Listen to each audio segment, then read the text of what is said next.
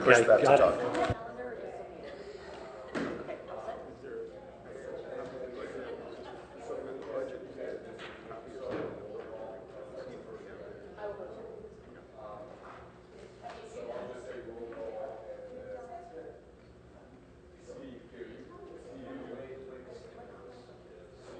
When you press that and the light goes on, your mic's hot.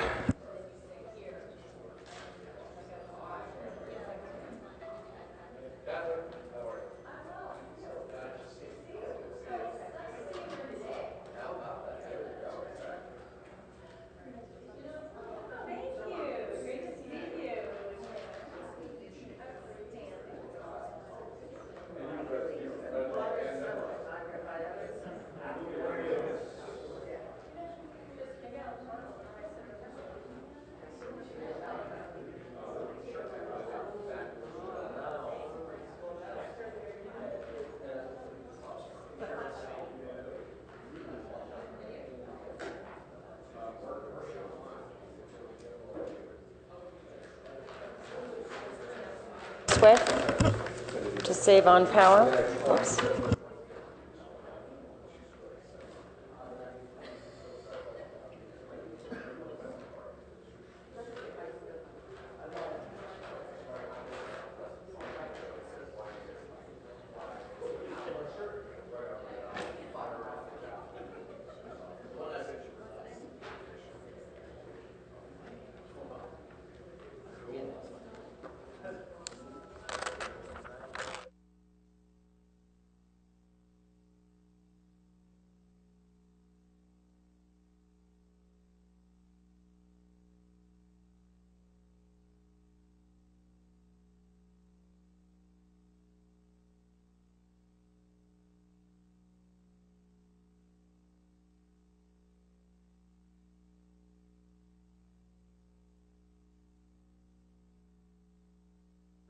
Today's Utilities Advisory Commission meeting.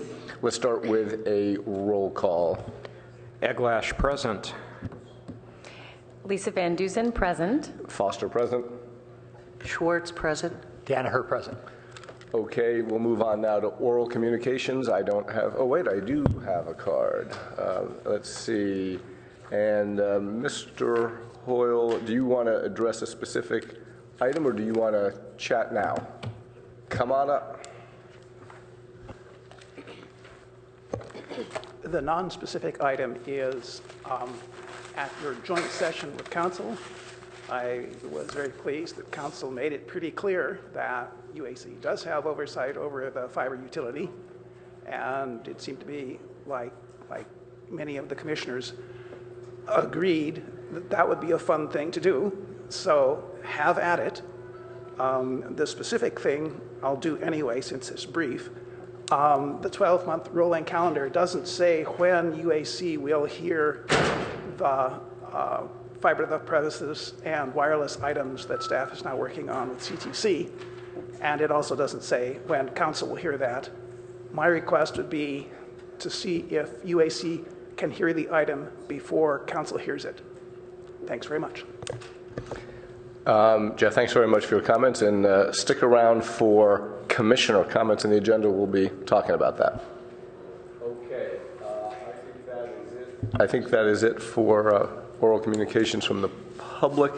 Let me just stop for a moment and welcome. Well, let me first say that we're missing two commissioners: Garth Hall, who will not be here today, and James Cook, who had to run upstairs for a moment, but he will be back in just a moment. And let me welcome our three new commissioners. Very exciting. This doesn't happen that often. So welcome to Lisa Van Dusen and Judah Schwartz and Mike Danaher, and thank you all for volunteering your time to the community. So thank you. And hang on, let's just note James. That's fine. So let's note for the record that Commissioner Cook has joined us. And now we go on to the approval of the minutes. Now we have an interesting thing on the approval of the minutes in that three of our commissioners were not commissioners. And so I don't particularly see how they can vote to approve the minutes, and that leaves only three of us who can approve the minutes. So was I. All right, there you go. Well, all right, and the city attorney isn't here, so what the heck? So does anyone have any comments or edits or changes to the minutes? Okay, hearing none, I will move to approve the minutes. Second. All in favor? Aye. All opposed? No opposed. Okay, next item is agenda review and revisions. I will just, I don't think there is any. Val, any changes to the agenda? No. Okay. Reports from commissioner meetings, events. Has anyone been anywhere in the last month that they want to tell us about? So the UAC Budget Subcommittee met, and former Commissioner John Melton and James Cook and I were there. We met with Dave, and it was an excellent meeting, and so I just wanted to point that out. So I'll probably talk about that during the budget item, but we did meet. Okay. Next up is Director of Utilities report, and Director Fong, if you would introduce all your team to our new commissioners, that would be wonderful. Okay, so I will introduce everybody to you and expect you all to remember everybody after I've done this. To my left is Assistant Director Jane Ratchey, who oversees our Resource Management Division, which is basically the division that does all the commodities purchasing, gas, electric, water, does all the rates, does market settlements, sets the rates not just for those three utilities, but also for wastewater collection and fiber. And does all the renewable portfolio standard. Under Jane, we also have our marketing section, which is in charge of our energy efficiency water conservation programs. And some of our other, Jane also oversees some of our other emerging technology type programs that we pilot here. To my right is Utility Strategic Business Manager Dave Yen, and he's also in charge of our budget, workforce development, our IT strategies and functions, including work that we have to do on the SAP system, and fiber policy. Then I'll go around the room. So in the first bench, starting on your right, is Senior Resource Planner Carla Daly, who actually has a tremendous amount of gas background and is now becoming our drought expert, water expert, not just drought, sorry. Next to her is Utilities Compliance Manager Debbie Lloyd, who is our Utilities Compliance Manager and basically has to get involved in every single utility because we are highly regulated. Next to Debbie is Tom Marshall, Assistant Director of Engineering. He is actually currently the Acting Assistant Director of Operations, where we deal with all of the field operations and maintenance of our utilities. And next to him is Dean Batchelor, who is the Acting Engineering Manager. We do engineer all of our facilities with the exception of a few really huge projects. For instance, the 2.5 million gallon underground reservoir at El Camino Park is one that we actually contracted out because it's a very specialized engineering project. And I think we're lucky we got it done when we did. I'm reading now that people are afraid to bond finance some of these large water projects because of the drought. Directly behind in the next row, starting, I'll work the other way then, is Catherine Elvert, our communications manager, who's responsible for all of the communications and gets involved even in some of the communications with our regulators. Next to her is Resource Planner Eric Keniston. He is our rates guru and kind of the historian here with respect to much of what's been done in the past regarding rates and customers. Next to him is Tom Ozen, Assistant Director of Customer Support Services, where he oversees the meter readers, some of our credit and collection functions, and our on-site customer call center, which is located on the second floor of this building. And then next to Tom is John Aubenshine. He's our Senior Resource Planner, or basically our utilities rate manager. He actually does much more than just rates. He does what we call the back office function for settling a number of our transactions in the gas and electric markets in particular. So I'll chime in to say, and Val, thank you very much for that, that if to our new commissioners, if that portion of the roof caved in right now, we'd be in big trouble. So. We would be in big trouble.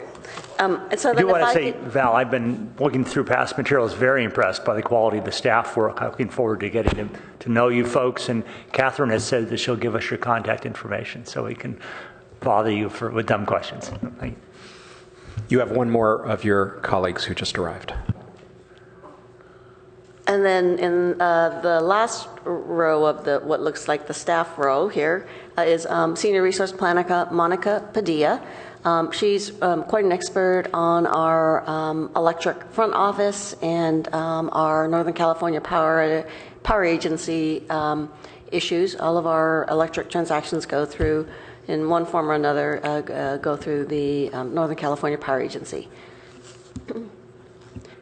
And then going on with the UD report, and for those of you who are new, on a monthly basis, I provide some quick soundbite updates on matters that are current. We recently released our latest in our ongoing series of renewable energy requests for proposals. Under the latest version, we intend to execute a long-term contract for between 30 and 80 gigawatt hours of renewable energy per year. The start date for the energy deliveries to Palo Alto is 2021, when one of our 2 existing wind energy contracts will expire. And then we're asking folks to get back to us by May 21st if they want to participate in this RFP. Palo Alto Green Gas, for those of you who are aware, is a voluntary program where gas customers can green up their gas purchases, and it's a voluntary program called Palo Alto Green Gas. Our program has a goal of enrolling 20% of our customers, roughly 5,000 of the city's natural gas customers. The level of participation is expected to offset 16,000 metric tons of greenhouse gas emissions, representing about 10% of our natural gas load by 2020. As of April 29th, we have 878 customers. Mitchell Park Library and the International School of the Peninsula signed up to purchase carbon allowances to offset 100% of their gas load. They could agree to offset less than 100%, as well as 100% of their load under the Palo Alto Green Electric Program. So they've really taken to heart making every attempt to make their emissions carbon neutral from their gas and electric purchases. Pete Moffitt Construction signed up for 100% Palo Alto Green Gas for 3 different accounts at 947 Industrial Avenue. And the city facilities are planning to participate with 100% of their natural gas usage starting in July, which is when the new fiscal year starts, so they'll have budget for it. You all should be receiving home energy and home water reports unless you've elected to opt out of those reports, but now that you're on the commission, I'm sure you all want them. Just to see what they look like. We've received inquiries on how the rankings for these reports are calculated. The vendors for the home energy report, OPower, and the home water report, Water Smart, were able to validate that there is no bias in the reporting or any intention to skew the rankings in an attempt to encourage more conservation. OPAR reviewed the home energy report since Palo Alto started the program and reported that about 10% of all customers fall into each decile as expected. WaterSmart provided an explanation of the assignment of water scores to each household, indicating that those in the lowest 20th percentile see a green water drop for great. Those between the 20th and 55th percentile see a yellow water drop for good, and those above the 55th percentile see a red water drop or take action. The scores are adjusted based on mitigating factors. For example, if a household is using less than 58 gallons per capita per day, they still won't see a red drop even if the rest of the similar households are using less water than they are. This occasionally happens in winter months where people do not irrigate or in very large households with 6 or more occupants. That's because they're already doing great. In addition, there may be ties for water efficiency, especially at the low usage end, so that more than 20% of households see the green drop. And I'm going to stop here. I've got another item, but I'm going to stop here and ask if Commissioner Eglash has anything that he'd like to add on this item. Thanks, Director Fong. Yeah, this was really a terrific little interaction. Some questions had arose socially amongst some people that I know about the O-Power and water smart processes. And like anything with statistics, there's lots of room for things to be confusing. And so I wanted to commend the utilities staff and the folks at O-Power and WaterSmart. They put together just a terrific report of what they found when they looked into this, and the results were all really impressive. My understanding is that from a communications point of view, we're thinking about what to do with this information, whether it should become part of a insert in future water bills to help people understand the degree of rigor and transparency behind what the information O-Power and WaterSmart provides, or if it's something we want to put on our website or what we want to do with it. Director Fong already did a nice job of summarizing the reports. I'll just hit a couple other highlights. O-Power has sent more than 400,000 water reports to Palo Alto residents during the time that we've had them doing that for us, and the data showed that there really is 10% in each decile, just like there should be.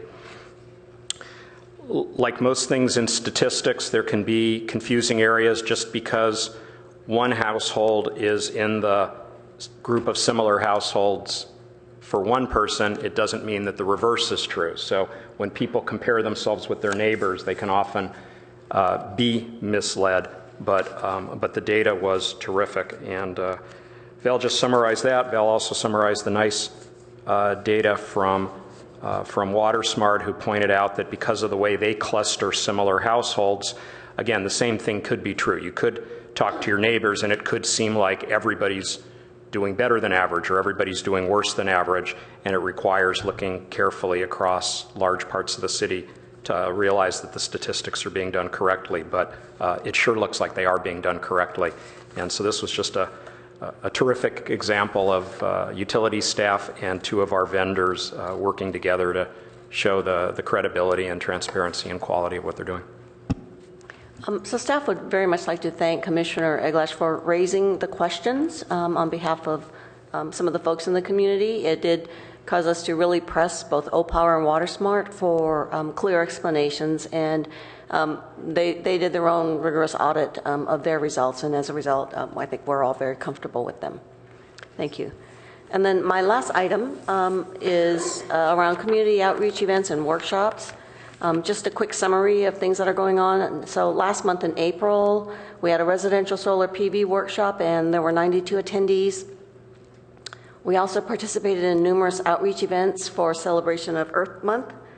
On May 5th, we tabled at the Avenidas Emergency Planning Fair.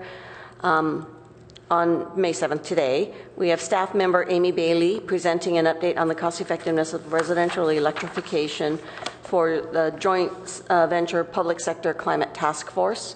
And we'll update you all on the same topic at the June UAC meeting. I think we're still on track for June. That one? July. It's probably for July. Okay, for July. And then on May 28th, we'll be honored with the Actera Sustainability Award at the annual awards ceremony. This really is a citywide award, Public Works gets a lot of mention here in making sure we actually put in the award application, and now we came out a winner. On May 30th, we'll participate in the Comprehensive Plan Summit at Mitchell Park Library and Community Center, and you all are invited to attend that as well. Thank you. Director Fong, thanks very much. And then just sort of a procedural point for our new commissioners.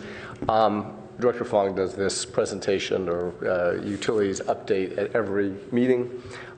Later in the meeting, we have presentations on other topics. You are welcome to ask questions.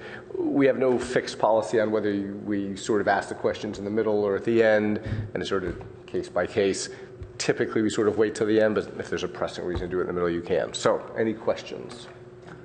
Yeah, I'd like to ask one. So, well, first of all, I want to say congratulations about the Actera Award. It's a really great event, and I'm unfortunately going to be out of town, but I encourage everybody to go to it because it's going to be, they really are fun and exciting, and it is a nice place to stand up and share. I actually, my questions were about the impacts on the home energy reports. Because I noticed when I went through the materials last night that the amounts that were being accounted for in terms of electricity reduction was 17%. I think it was 50% on gas savings, and I can't quite find the water one. But those seem really high to me, just based on they're a lot higher than what O-Power claims on any of the stuff that they do. So I'm just curious as to how those were calculated, because they're so much bigger, and I just have trouble believing that that's the only thing that did it. That there's so much in the press about drought and water reduction that to do an M&V that attributes it to just that home energy report seems a little off balance to me. I'm not saying that the reductions weren't there. I'm just saying that to say that the home energy report was the reason.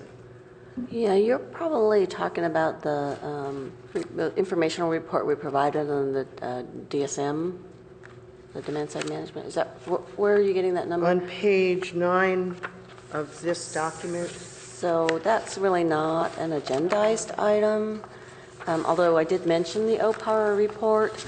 Well, hold on, just to clarify, but to the point you discussed in your report, you're saying that is not just O-Power. Right. Yeah, it's cumulative. So that's, in other words, it's stuff. Okay, so I'm just misunderstanding the way the sentence is written. Yes, actually, I understand the point. There's a sentence here that simply says households in FY 2014, the home energy report program accounted for 17% of total electric EE savings. So here's I understand the distinction. So O-Power claims 2 or 3%. 2 or 3%. But what that sentence is saying of Palo Alto savings, in other words, our total savings was 100, just to keep it simple, and of the 100 savings we had, 17 came from O-Power. That may be only 2 to 3% of the overall bucket. It's a much bigger number, if that makes sense. Okay, thank you. Okay, but that was a good point to highlight. Any other questions on the Director of Utilities report? Hearing none, we'll go on to unfinished business. My guess is we have no unfinished business. And with that, we'll go to the main agenda item, which is the budget. So I will introduce Dave Yen once again, our Utility Strategic Business Manager, who will give you an overview. And so for those of you who didn't quite make it through the thick packet, not to worry, he will walk you through many of the highlights. And let me just say for our new colleagues, as I guess you've already discovered, if you want, you can watch up there on the screen, or you can push this lower right button, Lisa, if you want to watch it on the screen. Okay. Okay, welcome everyone. Before I begin, I'd like to thank Mr. Commissioner Cook for taking time out of his busy schedule, meeting with us, Anna and myself last week to go over the budget on such short notice. So thank you, Commissioner Cook. All right, first we'll go with a mission statement of the department. Our goal is to earn high satisfaction from our customers with cost-competitive provision of safe, reliable, and environmentally sustainable utility services. The Utilities Department provides 5 utilities: electric, gas, water, sewer, and fiber optics. And we're comprised of 5 main divisions: the administration, which includes compliance and communication, customer support, engineering, operations, and resource management. First, I'm proud to recap some of the highlights, some of the accomplishments and prestigious awards and certifications we received during the year. The Institute for Local Government awarded the City and the Utilities Department the Beacon Award for being a leader in implementing innovative energy efficiency programs and sustainable policies. Some of the things they quoted was a 20% reduction in greenhouse gas reduction for the community, 53% reduction in greenhouse gas for the city, 9% energy savings, electric savings in the city, and 60 sustainable best practice activities. The Silicon Valley Water Conservation Award Coalition also awarded the city for being the utility for being the best water utility of the year, for having the most comprehensive water conservation programs in the state. From 2004 through 2013, we provided over 18,000 rebates and home water rebates and home water audits. We're one of the first water agency to issue the home water reports, and that contributed about 5% savings per participant. We've also saved over 300 million gallons over the past 10 years. Another award is the Solar Power of the Year. This is for the utilities demonstrating solar energy as a mainstream power source. We encourage local generation through the Group Buy program, the Feed-in Tariff program, and PV partner rebates. We've adopted a local solar plan with a goal to provide 4% of total energy by local solar power by 2023. We were also recognized by the American Public Power Association for RP3 for delivering safe, reliable services of electricity, continuous system improvement, and promoting energy efficiency and workforce development. And finally, S&P reaffirmed our highest AAA rating for the utility bonds, which reflects our strong financial position and sound management processes. We have strong cash balance reserves and strong reserve policies. Here are our fiscal year 2016 initiatives or work plan. We continue to invest heavily in capital improvements and infrastructure in all 5 utilities. In this year's budget, we're budgeting about $41 million, or 15% of the city's or the department's budget in CIP projects. Sustainability, we're working closely with the Office of Sustainability on the Sustainability Climate and Action Plan, including reducing greenhouse gas emissions, local solar programs, EVs, and water conservation programs. We'll also continue to focus on customer service and communications, doing more outreach and giving real-time updates. We are highly regulated, so we continue to maintain and develop our compliance programs. And succession planning and workforce development is one of the key priorities for the city because of all the baby boomers retiring soon. Currently, the department has about 23 vacancies. We're actively recruiting about 13 positions, and that continues to be a challenge, but we are working with the HR department, our PSO. So overall for the department, here are some of the highlights. We're going to be proposing a 12% rate increase for water, mainly due to the SFPUC, because of their costs have gone up quite a bit because of the $4.6 billion CIP project they're doing, and also because of the water CIP projects, the costs have gone up for ourselves as well. We're also recommending a 9% rate increase for the wastewater collection fund due to CIP projects for the water treatment plant and also for our own also for our own CIP projects. For the fiber fund, we're recommending a 2.7 rate CPI increase for the EDF1 rates. These are the customers this is a contractual increase. These are for customers who were signed up pre-2006. And we're not proposing any rate increase this year for gas or electric. And one thing I want to note about the budget for all the departments this year is a change in CIP budget reappropriation. In prior years for CIP budget, once it's approved, it usually carries over automatically the following year. But the Office of Management and Budget decided that instead of carrying over all the budget this year automatically, anything that is unspent will be returned to the reserves, and the departments will have to request for new budget the following year. So this just provides more transparency and show all the projects that the departments are working on a single budget. Did you have a question? So staffing proposals, we're not requesting for any new staff, new headcount this year, but we are asking for some position reclassifications to realign their job responsibilities. The utility account reps positions has evolved to being more contract managers now than just being home audit or being rebate or just marketing. So now they're more involved with the contract management, managing the vendors and selecting the vendors and preparing the RFPs. Also in the UMS and resource management group, we're asking for a business analyst to help support some of the antiquated databases we have for reporting, for like customer rebates and back office, front office reporting. In operations, we want to reclassify a street light, traffic signal, and fiber apprentice to a technician. This will provide job growth and opportunities. So more flexibility in hiring someone depending on what level of qualification they come in at. And finally, we want to reclassify a principal management analyst to a principal business analyst. This person will be responsible for supporting the billing system, the MUA account, this is the customer portal, and also the CRM system, and then being responsible for managing new projects. Any questions on these staffing before I move on? And the total cost of all these is about $130,000. That'll be spread across all the funds. And then this is fully loaded with benefits. All right, so first I'll go with the electric fund. So after each of these funds, I can take questions if you like. Okay.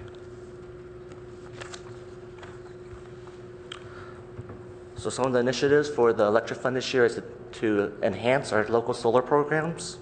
We've adopted the local solar plan, like I said earlier, to provide 4% of the city's total energy needs by 2023. Right now, we're providing about 0.7% in local solar. We will also evaluate and develop a potential cost-effective electrification or fuel switching programs. We want to encourage, but we understand there's a challenge still on how to maintain the gas infrastructure with decreasing revenues if we were to switch everyone to electricity. And finally, and thirdly, we want to evaluate options still. We're working with PG&E, the Stanford Linear Accelerator Center, and the California ISO on figuring out how to bring a second transmission line to the city to increase our reliability. And finally, we're going to complete a cost of service study for the electric utility. We haven't done one since 2007, and the last rate increase we've had for the electric fund is in 2009. So some of the things we want to consider are like the permutation of EV vehicles, local solars, and electrification, and how that's going to affect our rates going forward. And just as a clarification for, again, our new members, cost of service study is, and correct me if I'm not saying this exactly right, required to evaluate what rates we should be charging. In other words, we're required to think of what it costs us to provide the service to determine how to tier pricing and so on and so forth. We'll explain. Thanks. Just Go ahead. In the studies that you're doing, is there any evaluation of what kind of storage might be available to be part of the solar program or sort of the overall model? Is that something that you're looking at this point? I think we've looked a little bit at solar in the past. It's not economic right now, so it's not going to be in next year's budget. I mean storage. I meant storage. Yeah. That was your question around storage. Okay, so at this point it isn't... Not for next year's budget. Yeah, we're not building any storage locally in next year's budget. That's correct. I'm just curious on the cost of it's on now. Cost of electrons. Have we done a comparison of RFPs for the grid scale storage versus community scale projects versus rooftop? Storage or solar? No, in part solar. Oh. Cost of electrons, yeah. We definitely know what large-scale solar costs. They are bidders into our RFPs, and in fact, we have five solar contracts. I heard somebody say yes back there too. So we have 5 solar contracts. So we know, and they're very cost competitive right now. In terms of local solar, we are looking at a community solar program that folks could potentially make donations into. That won't be back for another couple of months. I'm aware of that. I'm just curious if we've looked at these from a high level as to which is the most cost-effective way to provide. Well, we definitely know that the large-scale solar that we're buying that's remotely located is far more cost-effective at this point in time. Okay. Okay. And then on a carbon emission thing, I know we want to reduce gas and improve electricity or solar, but have we done a system-wide analysis of carbon emissions in Palo Alto and looked in a system-wide basis where the cheapest reductions are? That is part of what the Chief Sustainability Officer is looking at, and we know that the 2 largest emitters right now of greenhouse gases, because our electric portfolio, which serves the entire city, is carbon neutral. The next places we're looking at are transportation, which really isn't under the purview of utilities, and then the natural gas utility. So we're looking at some of those things. Thanks. This relates, I think, to part of what, it's coming from here, what Commissioner Danner was asking about, which is the storage. And obviously what you're saying is that that's not part of this next year's budget. But I guess I would just say for future time, perhaps that's something that we could hear about, kind of plans looking ahead, how we might proceed with that. Yeah, we can actually, oh, go ahead, Jane. Assistant Director Jane Ratchey, we are required by state law to, on a periodic basis, and I can't remember, it's 3 or 4 years, every 3 years, to evaluate storage and determine whether or not the city should establish a goal for itself. And so we did that first report, and I cannot recall exactly when council adopted that, but that was in time for the state regulation. And at that time, nothing was cost effective, and so council declined to establish a goal for the city of Palo Alto. So we need to return in 3 years with a new evaluation, given changes in technology and cost and things like that, and we'll have to do that review again and keep doing it every 3 years, and whenever it's cost effective, consider establishing a goal. Thank you. If I can just comment briefly, we also established a few years ago an innovation fund that makes it easier for companies large and small that are developing new technologies like storage to run pilot programs. And the purpose of the innovation fund, as I recall, is to cover our own internal costs associated with working with startups and established companies and others that have innovative technologies that they want to try out. We don't actually give the money to them, but it does mean that we have internal resources to work with them if they're prepared to fund their part of working with us. And so I would certainly expect that if someone had some ideas for storage and they thought Palo Alto was a good place to try it out, that they would be welcome to apply to work with us under that innovation program just like anyone else would. Did I get that more or less right? You got it entirely correctly. And as I recall, there was a startup company that actually did put in an application with us and then withdrew it because the economics just weren't there. Our rates for electric are so low that they just couldn't, it didn't make sense even to try to deploy a pilot here. From an operational point of view, one of the barriers to doing a lot of storage in Palo Alto is that essentially PG&E and the Western grid is our storage. If we're generating more electricity than we can use, we can put it onto the grid to be used by others. And when we're not generating as much electricity as we need, we can pull it off of the grid. So in a sense, the entire Western grid acts as the city of Palo Alto's battery. And so I think if we wanted to somehow tilt the economics more in favor of doing what you're asking, of finding a justification for storage in Palo Alto, you'd need to develop some other way of thinking about the value beyond just being able to shift kilowatt hours from one time of day to another.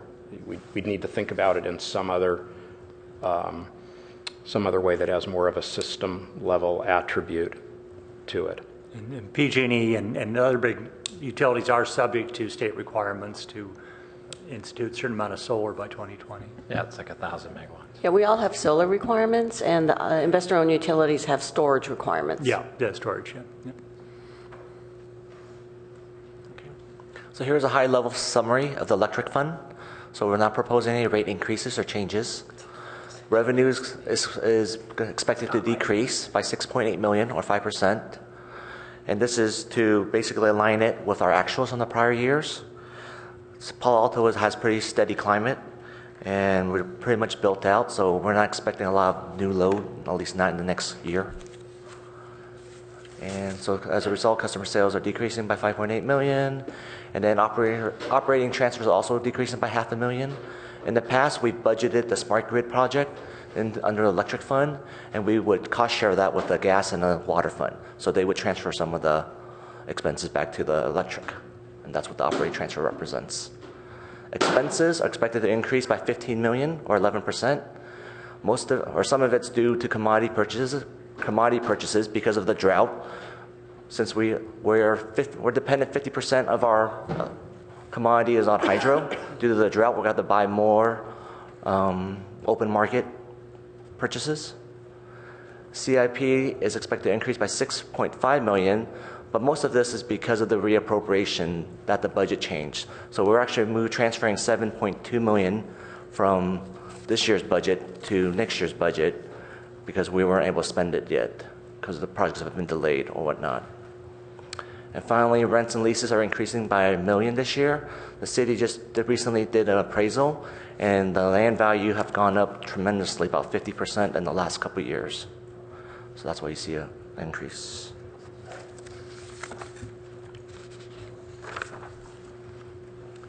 So here's the CIP summary. So the total CIP budget for electric fund for FY16 is 16.2 million. 3.8 is for customer connections. Of the 3.8 million, we're expecting to recover about 1.7 back from customer for the installations and remodels. System improvements, we're budgeting 10.5 million.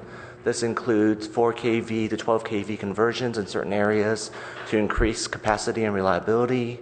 We're also rebuilding some of the underground districts. I think they've outlived their 20 or 30 years, so we could go up in there and replace the transformers and switches and cables. And we're also planning to underground 2 new districts, and those are in 46 is Charleston and El Camino, and 47 is Middlefield, Webster, Homer, and Addison neighborhood. Here is a trend chart of the actuals and budgets for the last few years. So you can see that predominantly commodity represents 50% of our total budget. The next highest is probably CIP. And then also equity transfer. So the city, I don't know if you guys are familiar with the equity transfer, but that is a portion of the electric fund transfers back to the general fund for the original investment when they built the utilities. So that's that share.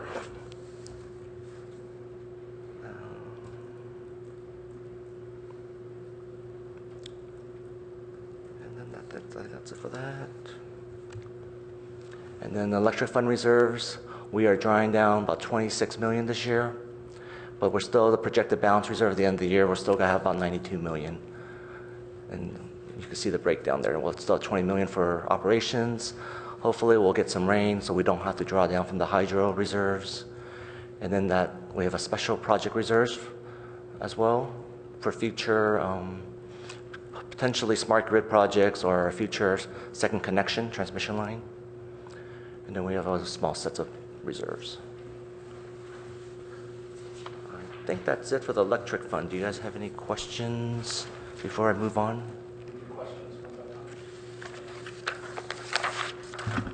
Thanks a lot for the report. I had one question and one comment. If we can go back to slide 10 for a moment. I think you talked about what the increases in the CIP and commodity were due to. Can you comment on the increase in O&M? Sure. So O&M mostly was actually salaries and benefits. It was like 13% or 1.1 million. And then there's also some contract contingency for some current construction contracts we have. That's like $500,000 was the increase. So majority of actually was because of benefit increases. I think benefits are increasing about 9% and pensions going up about 10%. So that's obviously increasing at a more rapid rate than inflation, consumer price index, so on. Is it something that we shouldn't expect to see every year, but it just is happening now and it hasn't happened for the last few years and might not happen again for a few years in the future? One thing about the electric fund for O&M especially is that there are a lot of vacancy savings. the majority of our vacancies are in the electric fund. So that's why you see the actuals are a lot less than the budget. So we budget at the full amount, but then because of the vacancy at the end, we'll probably have another $1.5 million savings. So that probably is the reason why it looks like it's higher than it really is. Yep, great, thank you. And then I just wanted to make sure that my understanding about what's going on with the CIP budget is correct. We weren't able to make all of the capital improvements in the current year that we had hoped to and wanted to. And so we're planning to basically do those next year in addition to what we were planning to do next year. So we're doing more than 1 year's worth of capital improvement next year so as to get caught up and current from the long-term capital improvements that we might have fallen behind on this year. Yes, and the reappropriation is not just from prior year. It could be from multiple years, from prior multiple years. Yep. So it's just a catch-up. Sounds great. Thank you very much. I have a couple of questions. One, it relates to page 8 of the slide deck on the rents and leases increase. And I'm just new to this, and I'm curious about the purposes for, I'm assuming it's rented or leased land, and who the owners are. Right, so the city owns a lot of the lands for our substations, so that's what most of the cost is for. So we have to pay the city rent for putting substations there. That's what I would have thought, one pocket to the other, right? But you need to do that? Right, I think it's like $4 or $5 million actually for the rent. Okay. And then the second one relates to the staffing. I think you mentioned it was 23 or so positions that are vacant currently. Are vacant, with 13 basically where you're actively searching. And I just quickly am curious about how that's affecting you, why only 13 that you're trying to fill actively, and that kind of thing. Seems like a big number, but. Yes, so of the 13 I forgot to mention, we probably have like 6 or 7 already in the works. So 13 mean they haven't been posted yet. I think we have 6 or 7 posted already as well, so we have about 20 we're actively recruiting for. So perhaps this is routine again, and I don't. It's pretty common that we have Okay. about 20 to 25 vacancies at Got any it. one time, unfortunately. Thank you. Yeah, but I think keep on asking those questions, Commissioner Van Duzen. I think those are, I mean, the sort of, it's good to point out that $5 million increase in the budget is due to the city, charging another department in the city more money for rent. I think that's good to always point out. Could we negotiate with our landlord? We've tried many times. And then I you can think help I think it's good each year to point out the fact that the utilities department is understaffed where it would like to be, and so I think it's important to point out that despite that fact, if you don't mind me continuing on, despite that fact, the utilities won all these awards this year being understaffed, and so I commend you all for running utilities so well that we're not only recognized for safety and reliability, but also for the initiatives that we take on behalf of the environment and the people in the city. So, but I think you keep on asking these questions, because I think that none of these, we shouldn't get into the habit, any of us the ones of us who've been here for a long time, and hopefully you guys won't get into the habit of just assuming anything. I think it's always good to question these things. And if you don't mind, I've got a couple more comments. So I think that it's interesting that I just want to point out that we emphasize the fact that we're not having a rate increase in the electrical utility, and I think that we haven't had one for 4 years. Yeah, 2009. Yeah, and I think that's very helpful for all of our ratepayers, in particular in an environment where water specifically is going up so much due to factors beyond our control. And so I think that where we have a little bit more control over the rates, we've done a really good job. And then I also want to point out that for your initiatives for 2016, two of the 4 items are items that the City Council asked about in our joint meeting, and so I want to remind you that there's going to be particular emphasis on these kind of the fuel switching and the complexities around that, and this second transmission line interconnection tied to the grid. We've talked about that one in particular for a number of years. I know that it's ongoing, but it might be that the UIC also gets more involved on that particular issue to sort of understand and be able to communicate to the City Council where we are on that. And so I'd like to, whoever's going to do that, we might want to just remind at some point when it's appropriate over the next 12 months, kind of the history behind it and where we are with the negotiations and what we can report or you can report to the City Council. I think all the initiatives are excellent ones, but I just want to point out that those two were brought up during our joint meeting. Yeah, just so you're aware, staff's been directed by the council to provide an update on the second transmission line. Came up in the budget context. I think also on the rolling calendar, we're expected to bring the electric cost of service study to the UAC next month, and then the electrification in July. And Director Fong, I'm sorry, when is there a date for the second electric connection update? I think the term was this summer. This summer. Okay, got it.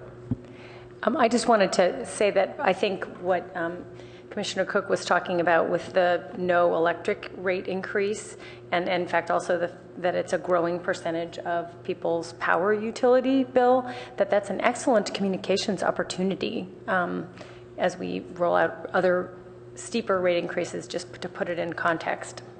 So. Yes, our rates are 25 to 30% below PG&E customers. Yeah, let's keep on saying that.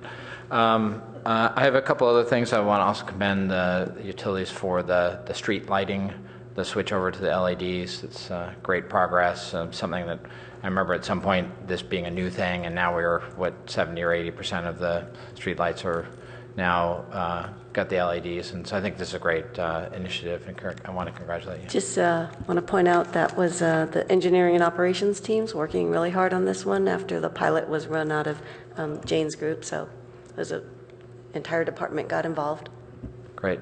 And I have a couple of questions. The conversion of the from the bigger report, you covered, Dave, in your presentation, but the conversion of some of the system from 4 kV to 12 kV, is that sort of a reliability and standardize, trying to come up with a standardization process, and will we be, by the end of this year, will we be off will there be any remaining 4 kV parts of the system? Yes, I'll defer to Tom Marshall, Assistant Director of Engineering. Sure.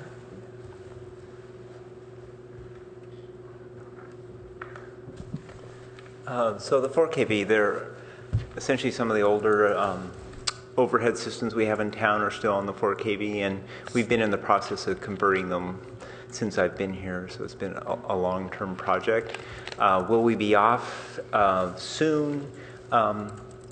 Probably not really soon. There's a number of engineering issues that we still have to address with the 4 kV that are problematic, but we're continuing to convert some of those over to 12 kV, and it's an ongoing process. So I could get into the details of why, but there's some engineering issues that have to be resolved. Great. And then I don't know if you'd consider this a related issue, but on the undergrounding, so we're going back now to a bunch of the different undergrounding districts to replace. They're so old that some of the systems need to be replaced. And at the same time, are we also finishing undergrounding in some places? Right, we're doing both. And is my read correct that it looks like more than 50% of the system is undergrounded now? Because there was a figure here in the front of the thick report that says that we've got 117 miles of overhead primary distribution lines and 175 miles of underground primary distribution.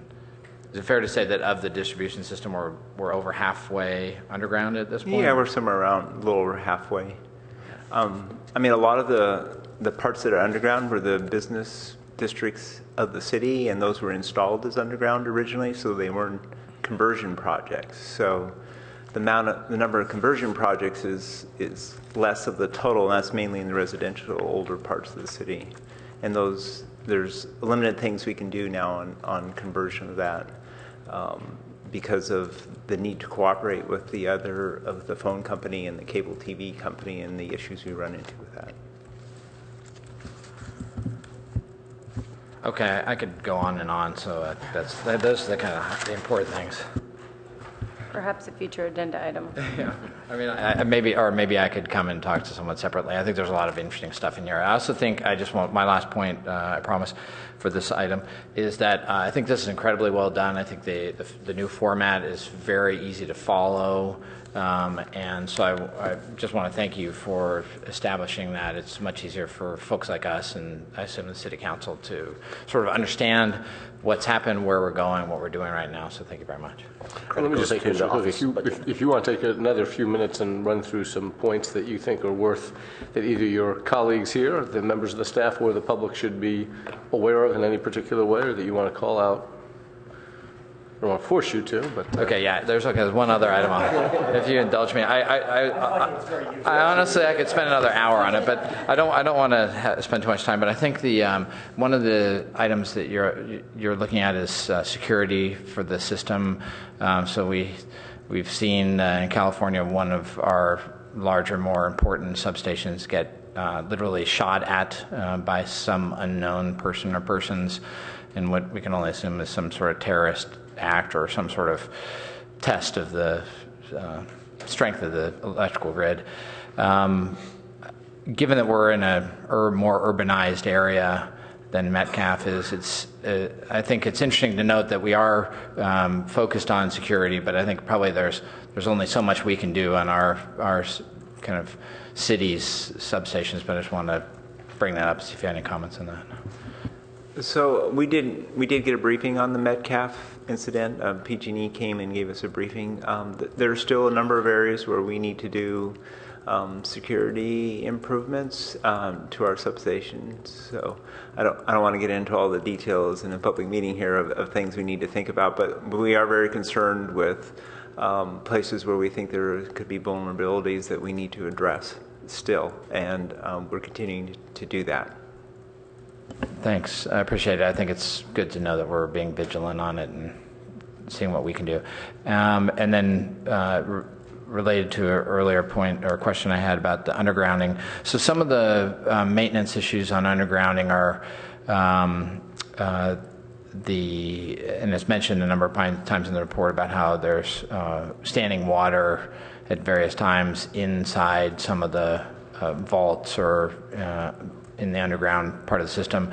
Is there anything we've learned in particular over the last 30 or 40 years that could help us avoid that, or is that just sort of an inevitability and so we just plan for that? We know that a certain amount of the life cycle of the equipment is going to be affected by that and we just know that, or is anything, there's nothing mentioned about that here in terms of operations. I just wondered if there's anything else we can do. So, I mean, we have learned from that, and we've been putting into practice actually for some time. And one of the things we try to avoid at all costs is actually putting the physical equipment underground anymore. We typically want it pad mounted so that it's not sitting in the vault with water. There's particular areas in the city where that's not possible to do, and the downtown is one of those because there's no place to put above ground equipment in the downtown area. So I mean, we were aware of those. Obviously there's some issues about putting all these boxes above ground and having to find places for them and then fit in with the streetscape. So there's always a bunch of trade-offs we have to make when we rebuild these systems, but our preference is always to move things above ground so that we don't have equipment sitting in water.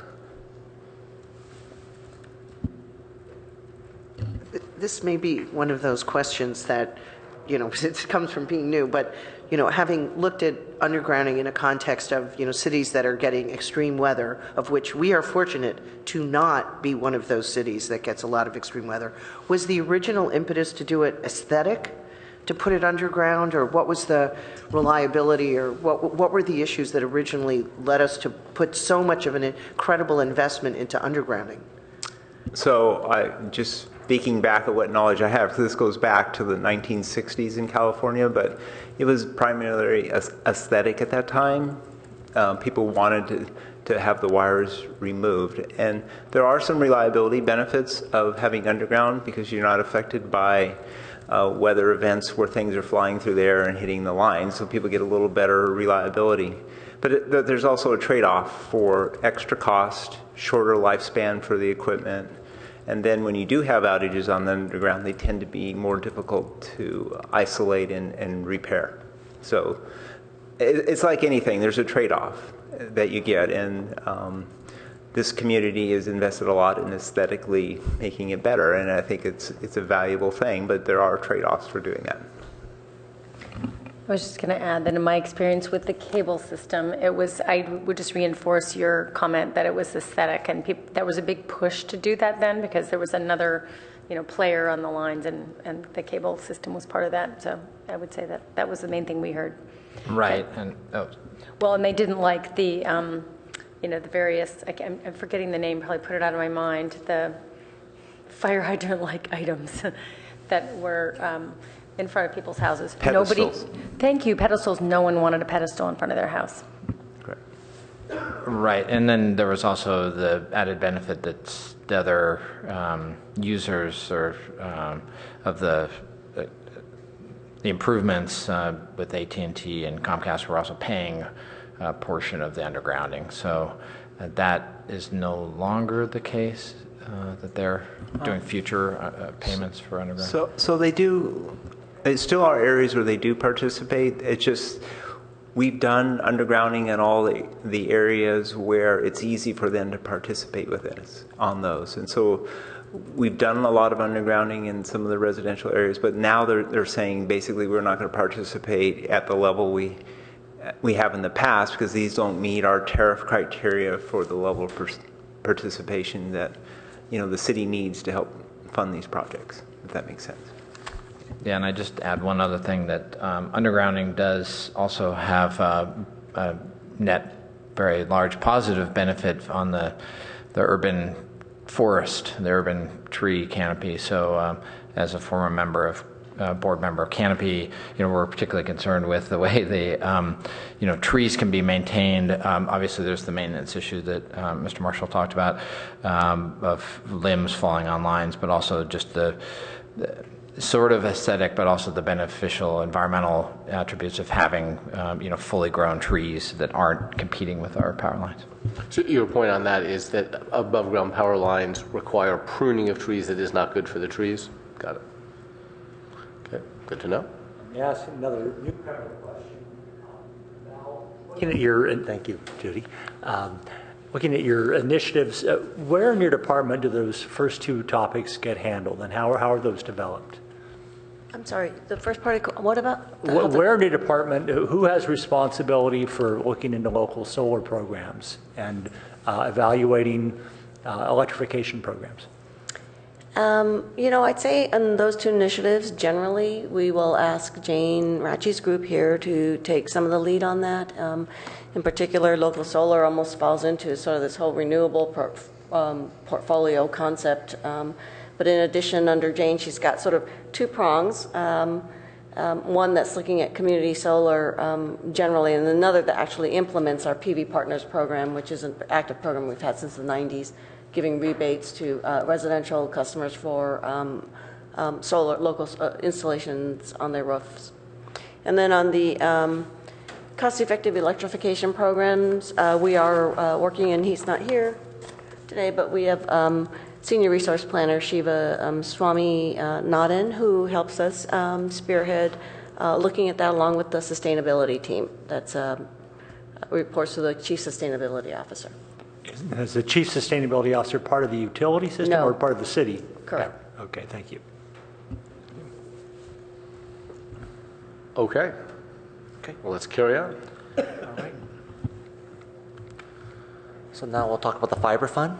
So our 2016 initiatives is to complete the fiber to the premise master plan. So this concludes an inventory and an assessment of the city assets and infrastructure required to develop a full-blown network. And then they're doing an engineering study, including deployment costs and various operating business models.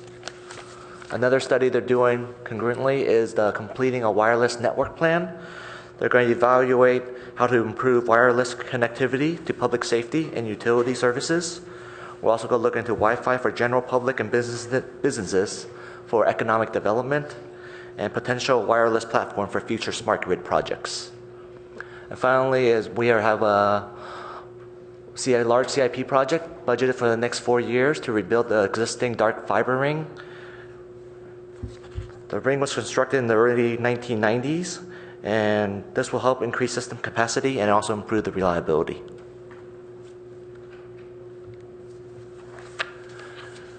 So for the summary, we're proposing a 2.7% CPI index for the pre-2006 EDF1 and EDF2 rates.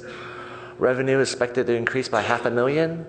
We're projecting a few more customer connections based on historical actuals.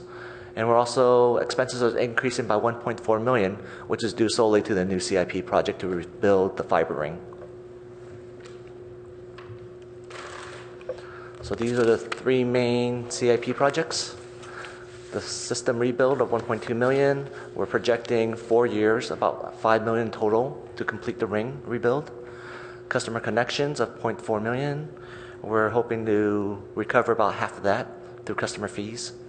And then another $500,000 for network improvements, or $0.2 million, sorry. Fiber fund reserves.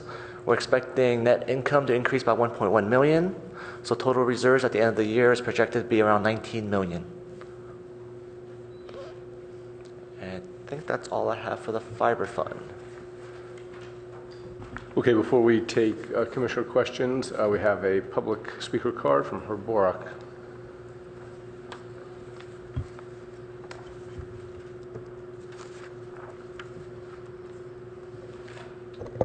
Thank you, Chair Foster, and good afternoon, Commissioners. On the question of the fiber rebuild, as is explained in the first slide on fiber, that there's also the studies being done on fiber to the premises and wireless.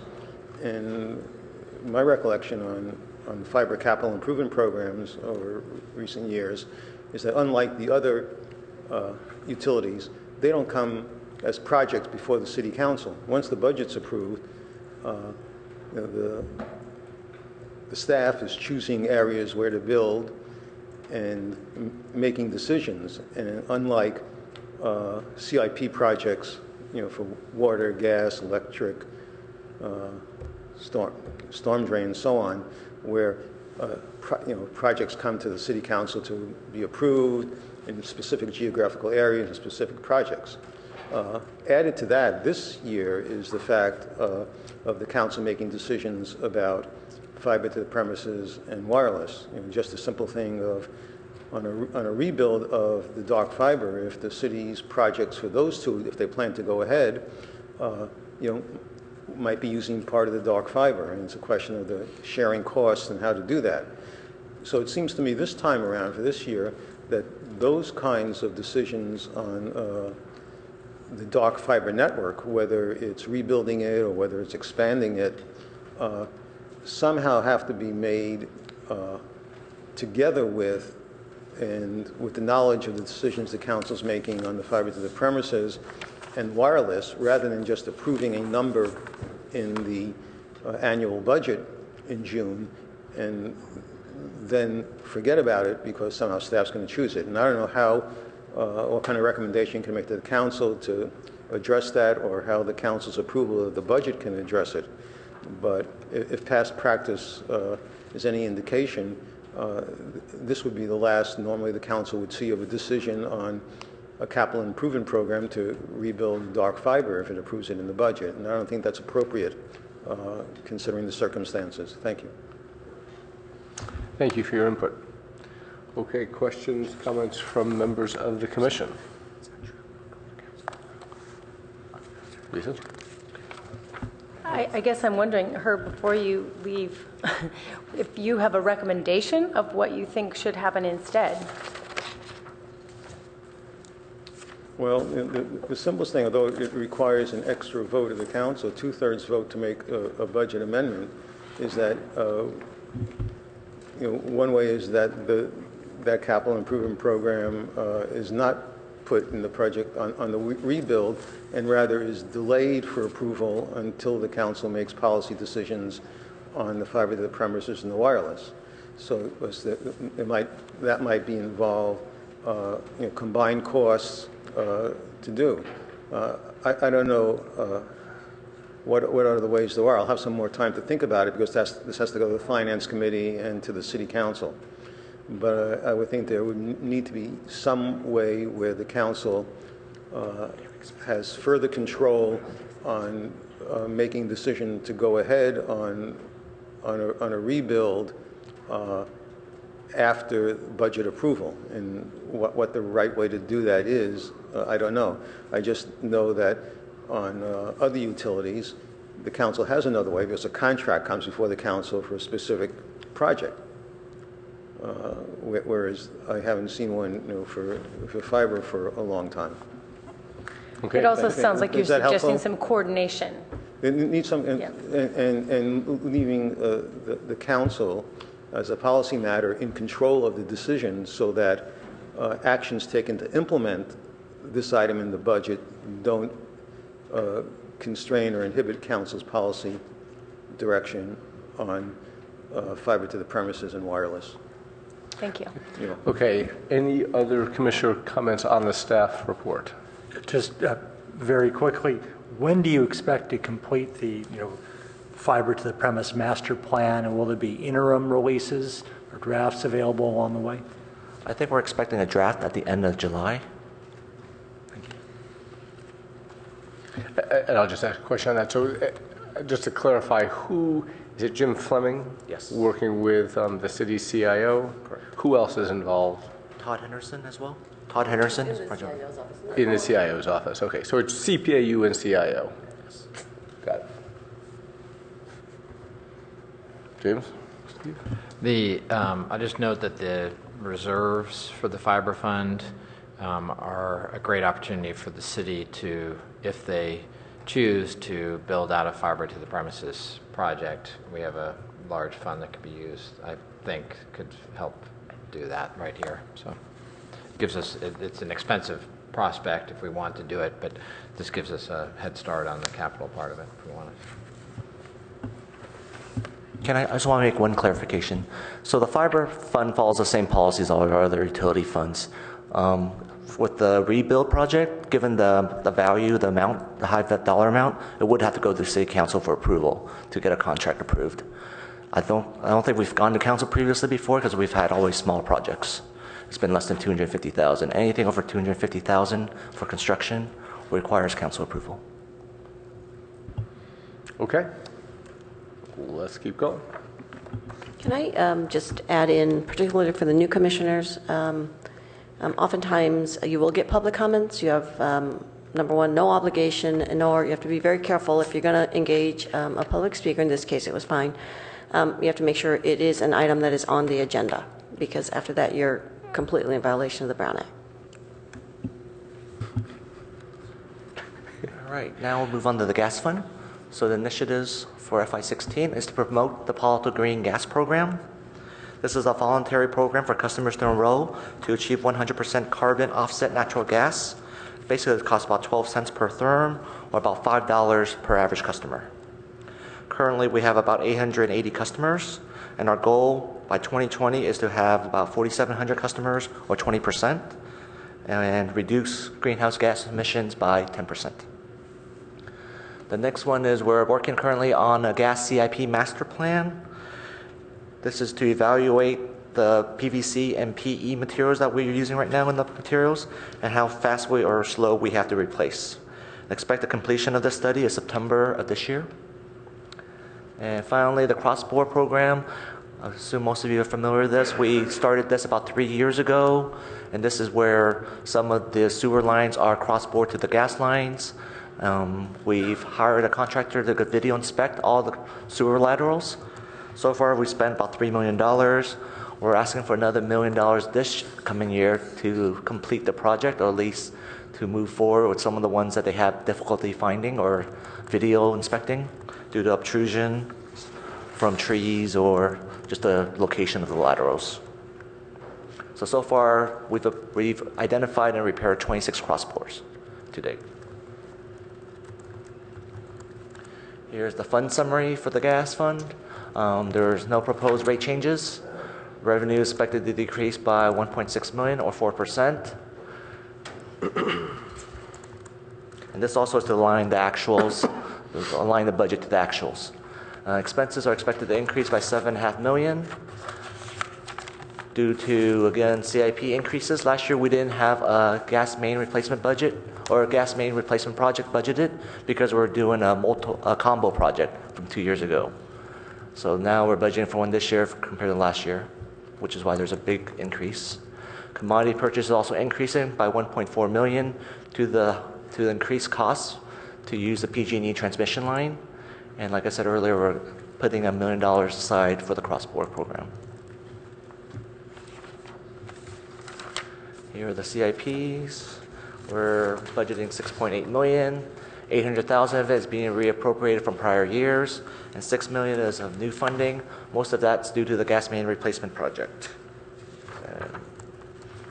And the gas main project will be around the Stanford Shopping Center, Midtown, and El Camino Business District.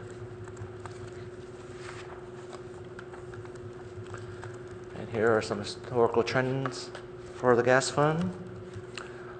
There was the spike again from the CIP because we didn't budget for one last year, a gas main replacement. And then O&M went up by 1.3 million because of the cross-border budget. The gas fund reserves expected to decrease by 5.5 million. We haven't had a rate increase in the gas fund since July of 2012. And the reserves, we're still kind of healthy at 15.3 million.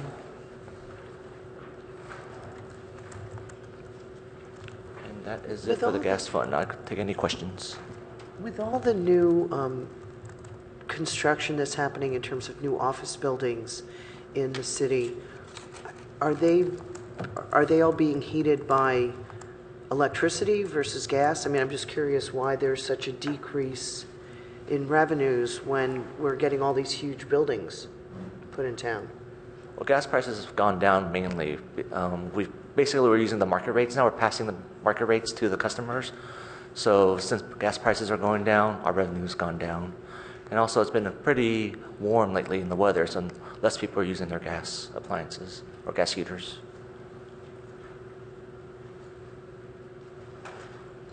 One interesting thing that typically when we talk about these, the reserves in particular, we'll show that chart of where the reserves stand as compared to where the range that we think is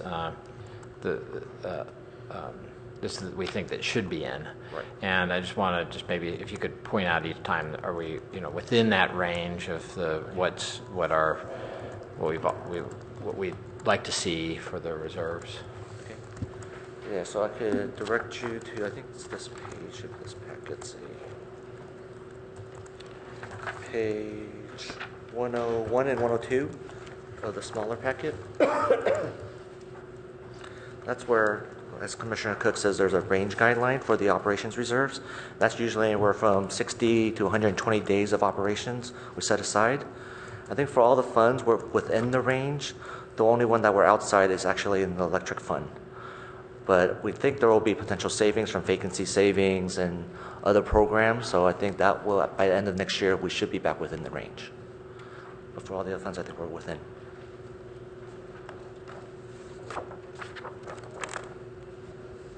Just point out that the city's utility department got recognition within the last 2 years for safety for the gas system, and I think you'd find a lot of the spending and that Dave's talked about is our proactive activities that the city is doing to make sure that we continue to have a high level of safety. And as we've seen in other parts of the state, that's is a grave concern to a number of people. And I think we're in really good shape thanks to the hard work you guys have been doing and the proactive stance you've been taking. Thanks. Okay. Okay. All right, so now we'll move to the wastewater collection fund.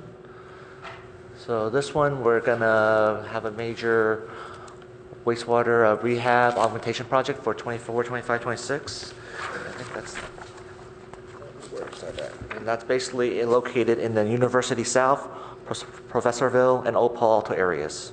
We're gonna replace about 8 miles of sanitary sewer mains, install 121 new sewer manholes, and replace and clean out 780 sewer laterals. We're also going to be a little more aggressive on the sewer lateral replacement program. Since we started the cross-pour program, we've noticed that we have to start replacing some of these laterals sooner than later. So our goal now is to replace about 150 of these a year.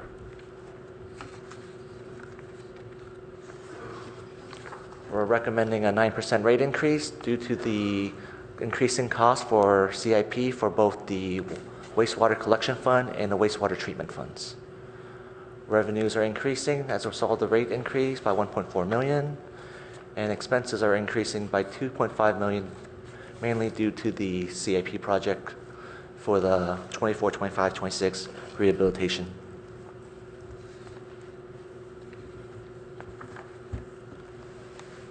So CIP, we're carrying over 1.3 million to finish a previous rehabilitation project, I think in 27. So, actually no, sorry, 24, 25, 26 is the one we're working on right now. Next year we're working on number 27. So we're carrying over 1.3 million to complete that first project, and we're asking for 3.4 million to start the next year's project.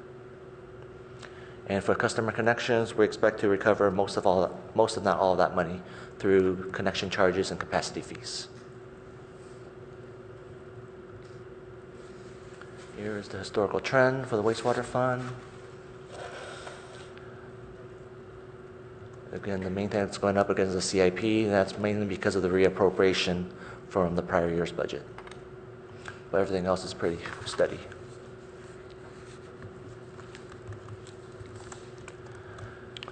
Wastewater reserves expected to decrease by 2.9 million. Again, that's mainly because of the CIP projects again. And then total reserves for the fund is about 13 million.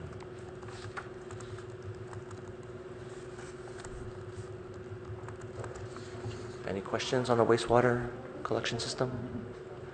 Yes, just to size things for me. When you have a 9% rate increase, what does that translate into on a household basis? Also, I have here.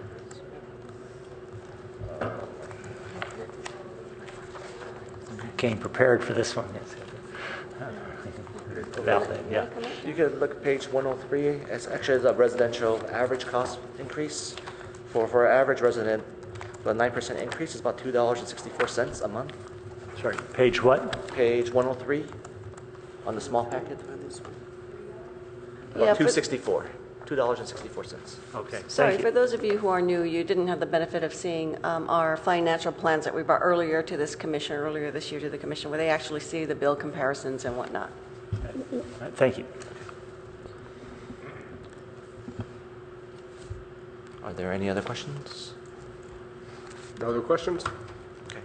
Val, Director Funk, following up on your last comment, maybe it would be helpful for our new commissioners to explain what it is we're doing today, because it isn't, of course, the only time each year that we take a look at each of these utilities. And in fact, it's not even the time when we get into each utility in the greatest depth. And it occurs to me that with this as I know many of our new commissioners have attended lots of UAC meetings before and are aware of the sorts of things that happen during the year, but it might just be helpful for you to take a minute to describe that, if you would. Thank you very much. I think that's an excellent suggestion. And then if I misstep, Dave or our rates manager, John Obenshine, will correct me. But we really begin this process really pretty much at the end of the calendar year, so that in the beginning of the calendar year, we start to allow you to preview certain things. We bring the financial forecast for each of the utilities to you over the course of a month or two, so that you can look at what the implications are for those utilities on a 5-year going forward basis. The first time we usually bring it to you twice. Once for just so you can discuss it and you can understand it, and then we bring it to you for action so you can actually recommend it. We then take it to the Finance Committee. Financial forecasts go to Finance, and then we bring back to you our proposals for really what we're asking you to really approve, which are certain rate increases. And for those of you who aren't familiar, although you should all be familiar because you should have all received the notices, we have Proposition 218, which does require us to let all of our customers know that we are going to do either a water or wastewater collection increase, and you can vote no. And we need a majority of 50% plus one vote for the rate increase not to take place. Then here in May, we actually bring to you our budget for the following year, which incorporates everything that we've showed you previously in terms of the financial forecast and the rates. And then we ask you to approve this budget to the council. Finance Committee reviews the budgets on Thursday. We're going to have our budget hearing with the Finance Committee for our CIP and operations budgets. And then the council ultimately acts on the budgets for all of the city departments, city manager's office, city auditor in June. And so that's kind of the process. It actually takes place over about 6 months for your purposes. For us, it takes place over a longer period of time. Thank you. Okay. All right, so the final fund here we're talking about is the water fund. So the initiatives for 2016 is to implement the urban water shortage contingency plan. Due to Governor Brown's executive order to develop an emergency drought regulations, the city is planning to implement stage 2 of the water use restrictions in the urban water management plan. And this includes increasing outreach, restricting landscape irrigation with potable water. You can't water between 10 and 6 in the daytime, and limited to twice a week. Restaurants can only serve water upon request, and we're also looking into implementing some drought rates and assessing also fines for multiple violations. We're also doing a master study plan on the water system CIP, doing a seismic evaluation for the 20 miles of transmission lines located in the Palo foothills, and also provide a condition assessment of the current conditions. And then also part of the study, it was going to include, the consultant will give us guidance and assist the city in the preparation of a FEMA grant application for utility project funding in the future if needed. We're also continuing our seismic upgrades. So far, we're working right now on the Mayfield and Baranda reservoirs. We have 4 other ones to work on in the upcoming years: Corte Madera, Dahl, Montebello, and Park. This includes replacing the concrete and steel cables, and installation of a new foundation ring, seismic bracing of pipes, and anchoring the roof and other existing pipes.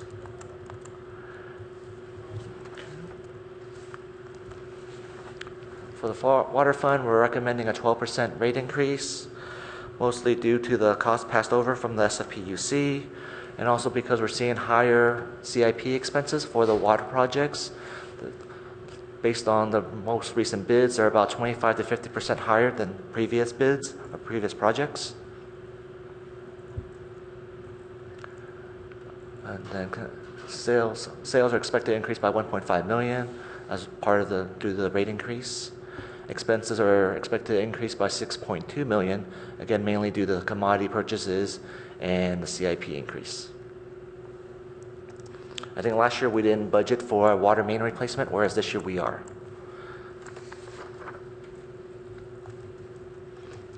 We are carrying over about $3 million from prior year projects in this water fund and combining that with a $7 million. So we're asking for $10.2 million in a CIP. Most of it is for the water main replacement, and some of it is for system improvements such as meterings and water hydrants and GIS equipment, new meters. And for customer connections, we're expecting to recover about $300,000 of that or so through connection and capacity charges.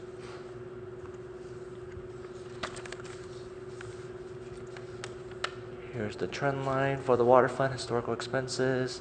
Again, CIP is one of the biggest increase. That's mainly because we didn't budget for one last year because we're working on the seismic improvements on the reservoirs. And commodities gone up because of the SFPUC increases.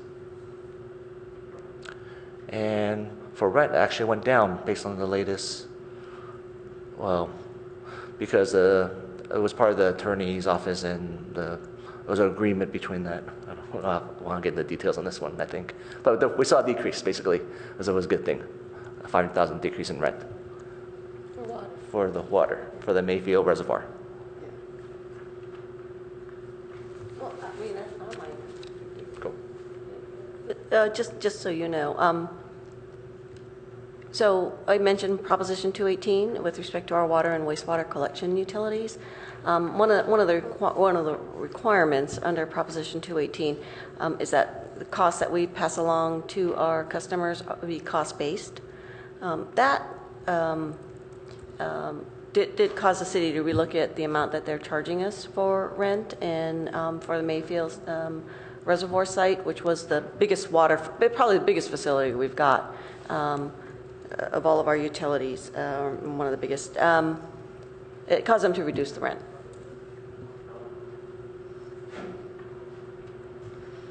Okay. For reserves, we're expecting net income to decrease by $6 million. And again, that's mainly because of the commodity purchase increases and also the water main replacement project. Total ending balance is about $14.5 million, and you can see the breakdown above. I think that is it for water fund. Do you have questions?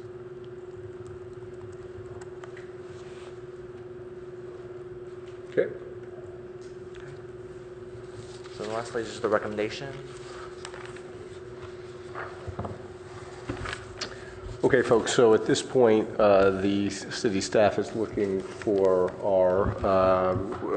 a motion from us to approve their recommendation to approve the proposed fiscal year 2016 utilities operating and CIP budgets.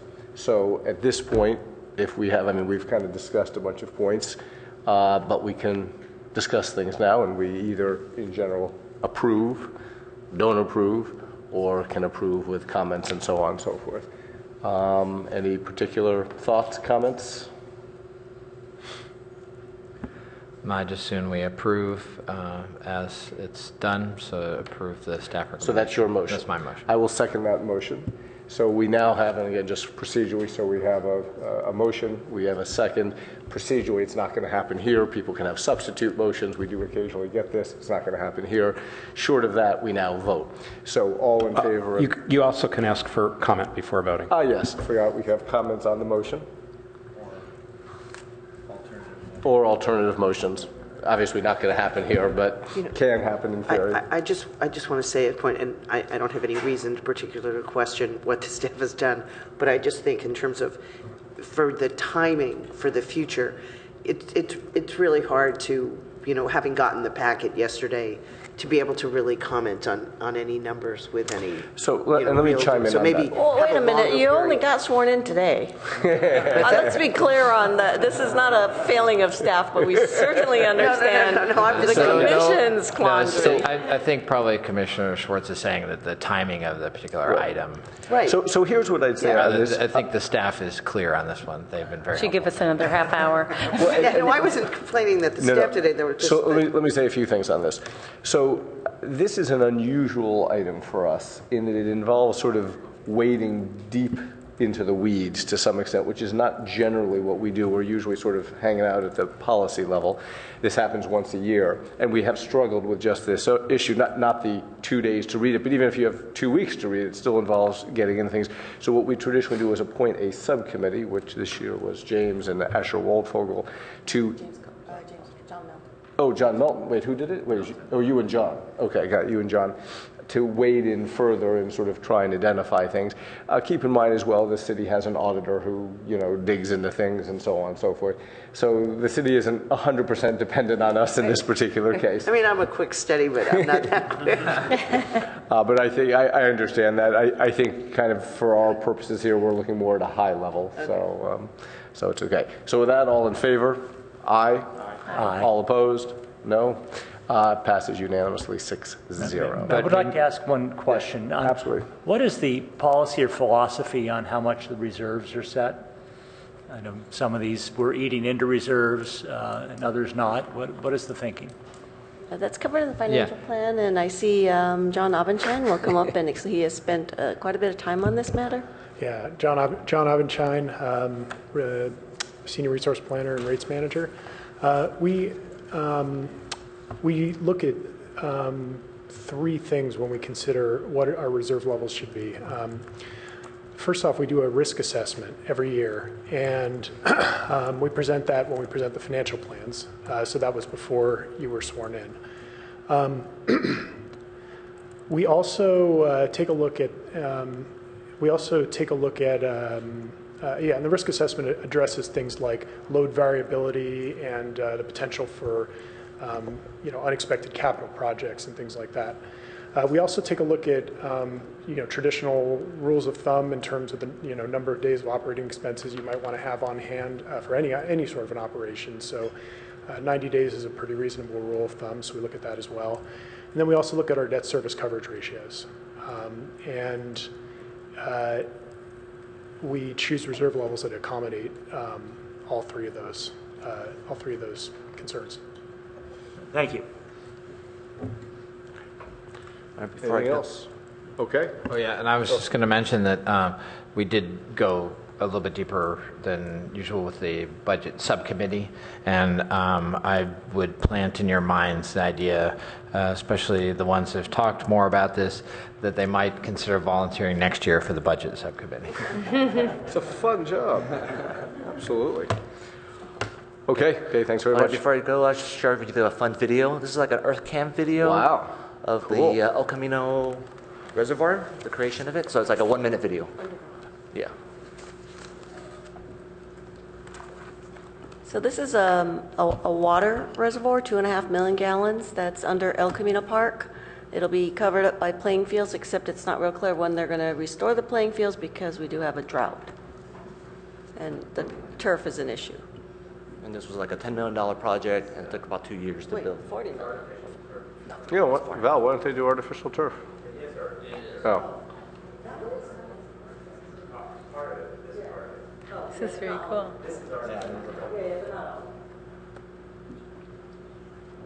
Boy, a lot of stuff goes in there. Wow. Now this is a reservoir? Mm-hmm. Yeah, that's the emergency. Boy, so much for the days where you just dig a hole in the ground and fill it up with water. Where's Wake Mulligan?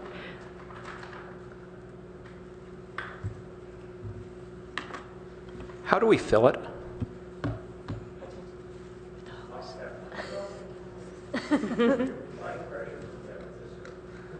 longer than a minute. I think you said 8 minutes. Oh, he said 8 minutes. Look, all done. I've never seen this. In the back, you'll see on the upper right hand, that's the pump station, a brand new pump station. Wait, where did we that also tree put in. come from? Notice it was there all along. No. Is it a shadow? Like the shadow suddenly appears? Oh, okay. How many days cool. supply That's does that great. store? Now, how many days Is it supply cheap? does it store? Well, 8 hours? Days of water. It doesn't have days of water. The city uses about 8 million gallons a day. It's for 3. So it's, 8 hours. so we're talking hours. We were under an obligation under the State Water Resources Control Board guidelines to put in 8 hours of emergency supply that includes fire suppression. This is a big piece of our ability to be able to provide 8 hours of emergency water supply. There are also 5 new wells and 3 rehabilitated existing wells that we would use in that event. Okay. That was great. Yeah, and if I could just say, I think this is like a 25-year project, just so you all know. It took a long, long time to get through the EIR process. A lot of acknowledgements go over to our engineering staff for actually making this one happen. Does the pumping station have a backup power supply? Diesel generator? Very cool. Okay. Next on the agenda item is the selection of potential topics for discussion at future UAC meeting. As I discussed with Director Fong, I do have a number of things to discuss here, but Director Fong asked me to hold off on it until commissioner comments so that we can get through the update and discussion on impacts on statewide drought on water and hydroelectric supplies and let the members of our staff move on to other things. So that's what we'll do. Director Fong, all yours. You could go ahead and list your 5 items Sure. as topics for, and then we'll go back to Commissioner comments and we'll talk a little bit The about 5 topics, and folks, this flows out of the joint City Council UAC meeting that took place on April 20th. I heard loud and clear, and I think we all did from the City Council, that they would like feedback and direction and advice from the UAC on 5 topics in particular. In no particular order, they are FTTP, fiber to the premises, electric undergrounding, a second electric connection for Palo Alto, fuel switching, and recycled water. And so what I'd like to talk about is how we will ensure that we provide a recommendation to the City Council on those issues. I will say briefly that I think these topics fall into one of 3 areas. One is where we have already provided a recommendation at some point in the past, but in some cases it may have been a couple of years ago. Members of this commission have changed since then. Members of the City Council have changed. So we at least need to update and refresh. That's number 1. Second category is something where we are intending already to provide a recommendation later this year. In other words, the CPAU staff is on track to do so, and we'll just go through our normal process. And area 3 is where neither of those is true, and we haven't provided any recommendation and are not currently, according to this document, our rolling calendar, scheduled to do so. By the way, for our new members, let me just point out, you have this document arrives at your place when you show up. It is not in the packet. It is what we call the rolling calendar, and it is what is currently forecast by the staff, by Val and the team, to come onto our agenda in the months ahead and to come onto the City Council or its committee's calendar in the months ahead, so that just gives you an idea. So, for example, there was a discussion, I think Director Fong, you said the City Council, Director Fong, the City Council wants to hear from you or us on the subject of a second electric connection this summer. So although I don't... Actually, can I be clear? They want to hear from the city manager, so it's from the neither city manager. you nor me. Okay, got it. So in any event, that kind of thing, if we get involved or think we should, this gets the item of us putting on our agenda, because under the Brown Act, we can't do anything unless it's on our agenda. So I would recommend, for example, that we ensure that all 5 of these things are on our agenda. But having said that, now having said these 5 points, I'll have more to say about it under Commissioner comments, and we'll go ahead and do the drought discussion. And I am in the context of, the rolling calendar, since you mentioned the rolling calendar. One thing we forgot to give you an update on is Palo Alto Clean, when it went to Finance Committee. For those of you who aren't familiar with it, that is our feed-in tariff, which is a 20 or 25-year contract for a power purchase agreement that the City of Palo Alto Utilities might sign with some developer who develops local solar of a larger scale than just residential rooftops. We actually brought this to the UAC earlier. The UAC recommended that I don't think we gave this update, did we? I don't think we did. You didn't, and I'm glad you are. Okay. And actually, Commissioner English was very helpful in also addressing the Finance Committee. And so also, Jane, thank you for reminding me we needed to do this update. When we brought it to the UAC said, yes, we like the concept of the Palo Alto Clean, the feed-in tariff. We like it at the higher price than avoided cost of 16.5 cents for local solar. We're not as comfortable with non-solar local renewables. So number 1, you need to cap it, and number 2, we're just not comfortable with it. So we'd like to recommend that you go forward with this solar, local solar, 16.5 cent, 3 megawatt project. When we took it to the Finance Committee, staff actually presented both. Staff's original recommendation that we go forward with both solar and non-solar local renewables. The solar would be paid for at the higher price of 16.5 cents, and the non-solar would be paid for at actual avoided cost, about 9.5 cents. The Finance Committee liked extending it to the non-solar, but was very concerned about the higher than avoided cost price that we were proposing, which was really an extension of an existing price that we've already got with the program, and decided to reduce the price back to the actual avoided cost of local solar of 10.5 cents. It is now going to go to the council with the Finance Committee recommendation. Staff is not making a recommendation, and it will go to the council on May 18th with both the local solar, local, non-solar options, and both priced at avoided cost. That said, Commissioner Eglesh was at the Finance Committee meeting and did make a few comments, and I didn't know if you wanted to add anything. Or I'm happy to let you characterize the discussion further if you want. Yeah, the main concern that was raised by the Finance Committee, just so you're all aware of the local solar price, was the concern around what happens with rooftops and leases. These are 20 to 25-year contracts. The big candidate for doing these types of projects are city facilities, parking lots. And the Finance Committee did express under many of the land use discussions that are going on right now that there could be other uses for those parking lots, particularly as the nature of transportation over the course of 25 years might change to either more public transportation or a more, what do you call it, mobile. Autonomous vehicles. Pardon? Autonomous vehicles? Yes. Well, vehicles that maybe don't have any particular owners but are shared publicly amongst all of the public here and don't really need parking garages and parking spots because they're going to be 100% utilized and constantly on the move. That said, that is why the Finance Committee in large regard voted unanimously to reduce the price of the local solar power purchase agreements under this feed-in tariff.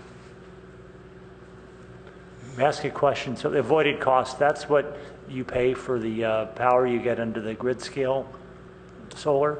It is that plus what it would cost to bring it locally here. And I think there's that's pretty much, yeah. It includes as if it was actually generated locally. And for greater clarity, we always distinguish between the cost of green power and the cost of brown power. But that assumes a certain stability in pricing that may or may not exist moving forward 25 years. Okay, all of our renewable, all of our long-term contracts have that same. We don't know. We're just taking a market in a way. We just look at some forecasts and this is the power purchase agreement. The developer bids it in. This is what the developer says. I can do this. I can guarantee this price over the next 20 years. And the way our processes work in municipal government is you give it to the lowest bidder. So they all compete head to head, different technologies, different pricing schemes, and we take the one that ends up being the cheapest for our ratepayers. So we know that is our market indicative price. We know what we pay and what it costs us to pay for remotely located solar, and all we do is bring it here and we say, okay, so we're going to increase the price by the amount of the transmission costs. But if your point is that one of the nice things about, say, a solar farm is that you don't have to buy, say, natural gas to run a gas-fired power plant for the next 25 years. So if the cost of fossil fuels go up year over year as they usually have, you're protected against those kinds of future rate increases with a renewable power purchase agreement. That's certainly true, and that's been part of the city's motivation for many, many years in having such an aggressive RPS, and it's one of the reasons why we have such low electric rates today. Well, I'm just thinking that, someone can do a low bid and they may or may not be able to get financing for a project to actually be able to deliver at that rate.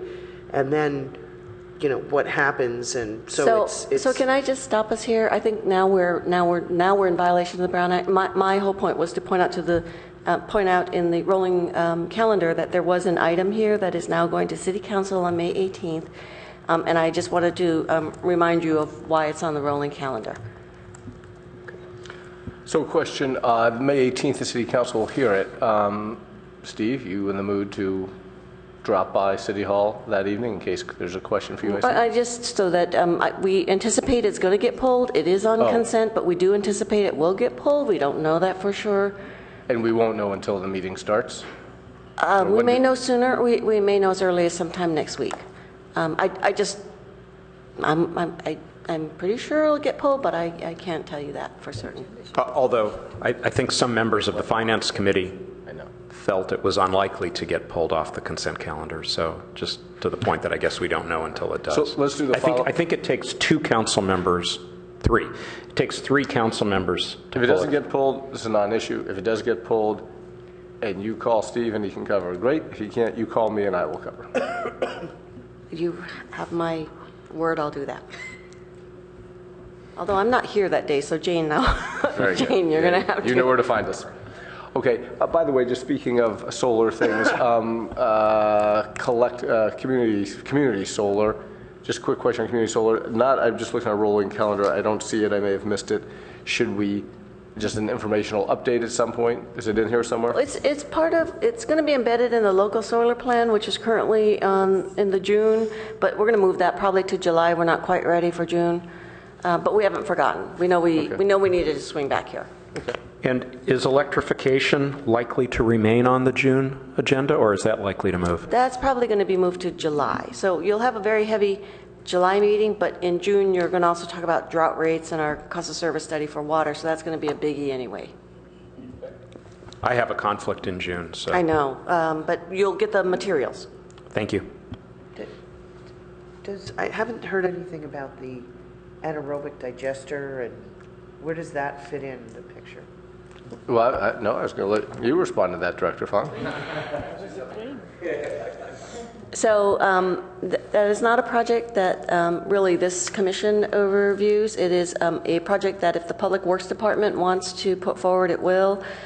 And it has gone to the council many times. And in fact, this commission has gotten an informational update from the Public Works folks. I mean, the question is, should we do, folks, would we ask for another update on where we are on that? I actually don't know where we are on that. Probably same place as the last time. When was that? Can I just also, this is a little off topic again, but Mr. Borok's still there, so I'm sure he'll let me know. But the CLEAN program that I had mentioned earlier that is going to go to council, and you'll see that on your rolling calendar, does include non-solar local renewable, and it really is expressly for an anaerobic digester type project. So Val, can we ask Public Works to provide an update on that facility by, say, the end of this calendar year? Oh, we can ask them. Okay. I guess I just want to point out, as we think about the calendar from a 12-month point of view, and as we all get ambitious about asking for updates on really important and really interesting things, we began this discussion a few minutes ago with Chair Foster reminding us of 5 issues that were raised in our joint meeting with City Council that we hope to pay particular attention to this year. Even without having decided to pay particular attention to those 5 preeminent issues, we have a really full and busy calendar, and we're often here until very late at night. And so I, for one, would be concerned about adding a particular focus on some items without removing other items from the agenda. If someone wanted to suggest that the UAC is perhaps doing too much and we should find, I don't know, 1/3 of the things we do during the year and just figure out a way to not have them come before the UAC at all, so as to allow us to do fewer things in more depth, I'd be supportive of that. There might be other creative approaches. We can talk about subcommittees and so on, but we have at least 2 resources that are already spread very thin. One is our time. These meetings often go very late, and the other is staff. Staff's very busy, and generally every time we say we want to agendize something so that we can spend 20 or 45 minutes talking about it, staff spends, I don't know, 5, 10, 20 person hours preparing for that. And so I guess I just want to point out that our ability as a commission to totally swamp and destroy the morale and effectiveness of staff is incredible, and we need to be careful. Steve, thank you for that vote of confidence in us.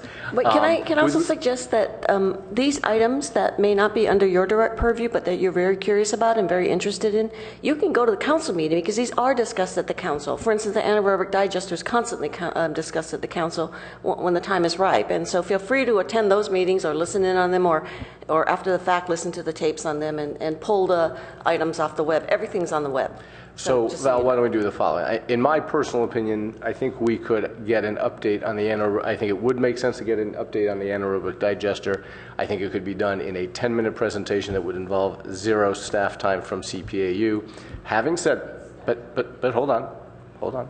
But having said that, if it's been presented to the City Council, then there must be an existing document, and we could go for the following compromise that perhaps Marites just sends us what that document is. We all read the document. We don't stay late at a meeting. We don't spend staff time, but we get the information and all live happily ever after. How does that sound? We can send you the stuff we gave you the last time around and send it again to this commission. Well, hold on a second.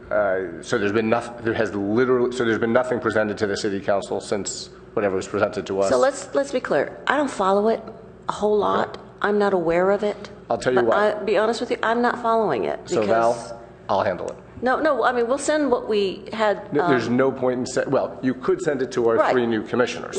Right. So fine, why don't you send it, since we have 3 commissioners who didn't receive it? Right. And I will take it upon myself to follow up and find if there's anything new. There's nothing that's gone to the county. It wasn't that long ago when we brought it to you. There's nothing that's happened in the meantime. Okay. And, you know, at some point, and Public Works goes to a lot of night meetings as well. I mean, we just ask them. No when need time for is them right. to come. No need for them to come to the meeting. So I have a question following up on your comments about the 5 topics and Steve's comments. We have this interesting calendar. We don't want to swamp people. Do we have a session where we say these are our agenda items for the year or our priorities for the year in addition to the routine things like budget that have to get done? That's a good question, Mike. And I would say the answer to that question basically is no. With a caveat that once a year, although it really is more like once every 18 months, we have that meeting that you attended with the City Council where they provide some sort of ad hoc direction. Now remember, those were individual City Council members giving their opinion. It was not the official guidance from the City Council.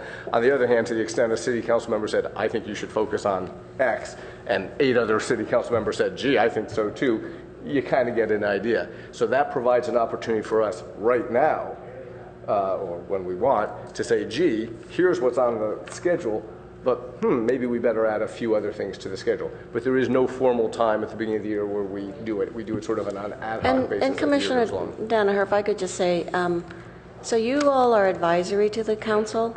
You're not advisory to staff. We don't actually take direction from you. We take it from the city manager or the council. So more often we will be somewhat controlling of the agenda because we know what we've been directed to do, and we're asking you on those matters that we're directed to look at to advise the council. If you have a lot of other items that you're just curious about that you want to learn about, this may or may not be, it may not be the proper forum for it. That's all. Well, so that's very helpful. For example, water reuse was one of the issues that different council members brought up. In an ideal way, we'd have a plan for the year about how we'd be looking into that, taking into account what makes sense for your staff time, and what quarters we would address things, and in what way, because that's a shared responsibility we have, and we'd want to do it in a way that makes sense for the utility staff.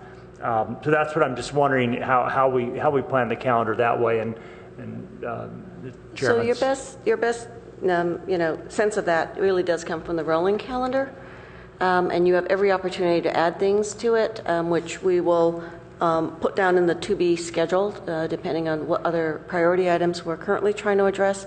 I do apologize, we're now over time, I think. But in any event, I will say, even with water reuse, it's a little tricky because that spans a couple of probably 3 or 4 departments in the city. So just so you're aware, it's not all within the purview of the utilities department.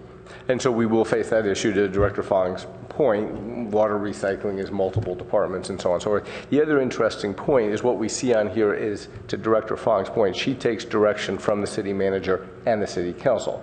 So unless the city council or the city manager has said, thou shalt come up with a recycled water plan or whatever these issues we're discussing, it may not be on here. And yet then the city council says to us in this sort of more informal way, hey, we'd like a recommendation from you on recycled water. and that's where we have to sort of figure out how to make it happen.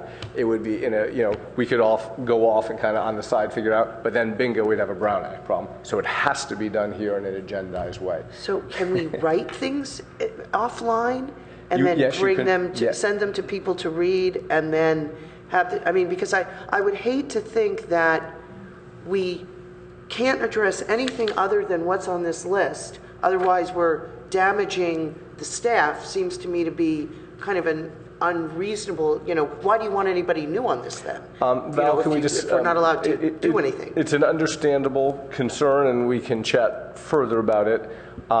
It is sort of a fact of life of how government in the sunshine works and so on and so forth. Now, there is a process called a colleagues memo that is occasionally used at the City Council, rarely used in this commission, but it can be, and that is under the Brown Act. You can talk to one or two of your colleagues here, and that can include sitting down and writing a memo to all of us on a given topic that then becomes public, is agendized, and discussed at a future meeting. A little cumbersome, but it can be done. Yep. Commissioner Gleisch. But I think we're all touching on a broader issue, which is the extent to which the Commission's primary role is to respond to an agenda that largely comes from utilities staff, which is largely the mode that we're in. Director Fong and her staff do an incredible job during the year of identifying the things that we have to comment on to help them and the Finance Committee and the City Council do their job, versus to what degree we should be more proactive in raising things that may or may not already be at the top of the Utilities Department list. And this is feeling like a particularly acute and timely issue today because we just had our joint meeting with the City Council. So we just sat together, 16 of us, talking about what it feels like the priorities are. And so I think a lot of what my fellow commissioners and I are feeling is a desire to follow through and be responsive to that exchange with City Council. And I'll chime in on this as well, again, for the benefit of our new commissioners. To Commissioner Egglash's point, the UAC traditionally has been relatively reactive. To Steve's point, the staff does a great job coming to us with the items they need to get to the City Council. They come through us, we do our job, and off it goes. We are rarely proactive, to be honest.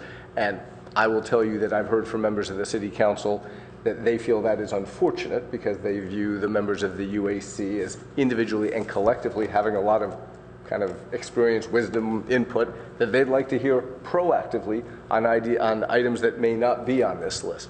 And so understanding staff's Brown Act limitations, staff time limitations, it's kind of a balancing test. But to the extent there are a couple of points, probably not 100, maybe not a dozen, but a few points that we collectively say, gee, maybe this is something we can push forward on, we can look at doing so. And I will say, for example, FTTP, which is one that we haven't really touched on this commission for a couple of years for a variety of reasons I can explain, seems like one where the City Council members were almost falling out of their chair asking us to help. It seemed to be unanimous. It absolutely did, and I've heard that from individual City Council members as well. So I want to be very respectful. I mean, first, the staff just does first-rate work. I've been so impressed with what I've encountered so far. Respectful of that, but picking any of these topics that the council mentioned, FTTP or the second electrical connection, getting suggestions from you as to when that ought to appear on the calendar. Does it come up at a couple of times? How can we be helpful? Well, Commissioner Dano, let me chime in on that. Remember I said these things fall into three buckets: have been dealt with, are going to be dealt with, and neither of the above. So take, for example, second electric connection. That's, you guys are working on, Director Fong, you're working on that. So I think for that one, maybe we don't have to do anything. It's coming down the pipeline. And when would you say, Director Fong, you said the city manager is going to talk to the City Council about that over the summer. Is that right? Well, at a minimum, I'm sure he'll provide an information report, and to the extent he does, you all get it as well. So do you think this item will come to, something connected to second electric connection will come to the UAC this year? What do you mean? Yeah, you'll get for action. No, I don't know. I don't know that you'll have an action item. I don't even know that the council will have an action item between now and the end of the year. I don't know. So, for example, on that one, what I'd like to do to be responsive to the city council's request, I'd like to see to it that by hook or by crook, we get something to the city council by the end of the year, or maybe the very beginning of next year, and it may be nothing more than saying, here's the latest status, and we'll come back to you in a few months. That would be sort of a minimum. Now let's turn to electric undergrounding. That is an issue that we did send a memo to, or the staff did with our recommendation a couple of years ago, 2012-13 timeframe. But to the point I mentioned, we have new UAC commissioners, new city council members. We should at the very least dredge up that memo, take a look at it, think, do we stand by it? Do we agree with it? And maybe send it back to them and say we still agree with it, or maybe, you know, or not. I mean, there was what I took out of the city council meeting on that topic was maybe they want some alternatives. Maybe our recommendation is no more undergrounding, but an alternative that says, but if you want to put a ballot proposition on, you could, and our estimate is it will cost X 100 million or something like that. So that's that one. On recycled water, that's a complicated one because it does go beyond CPAU, and we need to think about that. One, that might involve a conversation with the mayor and or the city attorney on what we can or should do. And then I've forgotten what was, and then FTTP. That is very much in our jurisdiction, and we have not done anything on FTTP for a couple of years because other commissions and bodies were created to address it. But that one seems absolutely clear that we should get involved with. And now I'm forgetting one, but what is it? Let's see. Recycled water, electric, fuel switching. That's one that this commission, unless I'm mistaken, has not has not. No, you did get we presented to you a study on fuel switching. Right, but we have not. Have we made a recommendation to the city council on it? Yeah. We did? No. Wait. What did we say? I thought it was discussion. But we'll be back again. I mean, okay, I think it's actually on your calendar for So that's July. in the category where it's coming back, and so it's going to happen even if we don't do anything proactive. So. So one request I might have would be some of those studies you've done in the last 18 months that would be good background for the new commissioners, if maybe Catherine or someone could provide those to us. Yeah, one thing that we have to follow up with you all on is for the new members, sitting down with you and giving you a binder yay thick with a lot of our past documents in there. Maybe we'll skip the document, the binder, and just give you the links. But we'll walk you through a number of things, and you'll see it's all in this annual update that Jane puts together, showing you all the different policies and procedures, and not procedures, but policies and programs that we've put together, and it's updating you on all of that, and you'll be able to see all that. So, I mean, a lot of this is because you haven't had the benefit of our pre-briefing because you only just going in today, but we will follow up with you and get some time with you and bring you up to speed on some things. So let's do the following. If you would, Director Fong, if you could ask Meritus to send to the full UAC, not just the 3 new commissioners, just so we all have the same documents, whatever is the last memo out on each of those 5 topics. So for electric undergrounding, it's whatever that memo was from 2 years ago, and so on and so forth. It'll be links. We can do that. Links not is a problem. A-OK. Yeah. All right. But let me just, one other suggestion. Maybe at the next meeting, we put on the agenda just to talk about what would be a useful way to proceed with FTTP and water use in terms of what the UAC might usefully do and the staff without being burdensome in terms of studying the issue during the course of the year. Okay, I think that makes sense. Not to do a lot of staff time, but to think about how it might be approached. So Director Fong, let's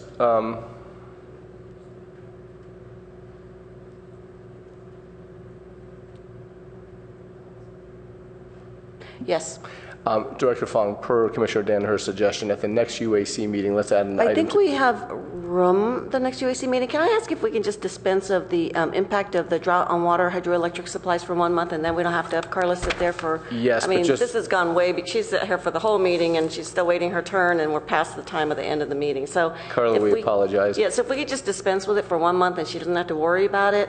Dispense with what for 1 month? This is the standing. You have a standing request to give an impact of the drought on water and hydroelectric supplies. That's fine. And it hasn't really changed from month to month, but every month. So let's do the following then. I'm going to make a recommendation to ease staff time. In my personal opinion, if there is no update on the water situation from 1 month to the next, I personally am fine with removing it as an agenda item in that month and just noting that in your Director of Utilities report. Okay, that Is would be that, but great. hold on, let's see, does anyone on the commission object to that? I'm also fine on this or any other topic if, instead of taking up time in the agenda, if include a one-page note or something in your updates, or I work with many boards, and oftentimes what's most efficient is what you use internally. You take a snippet out of that to provide to the board in terms of an update.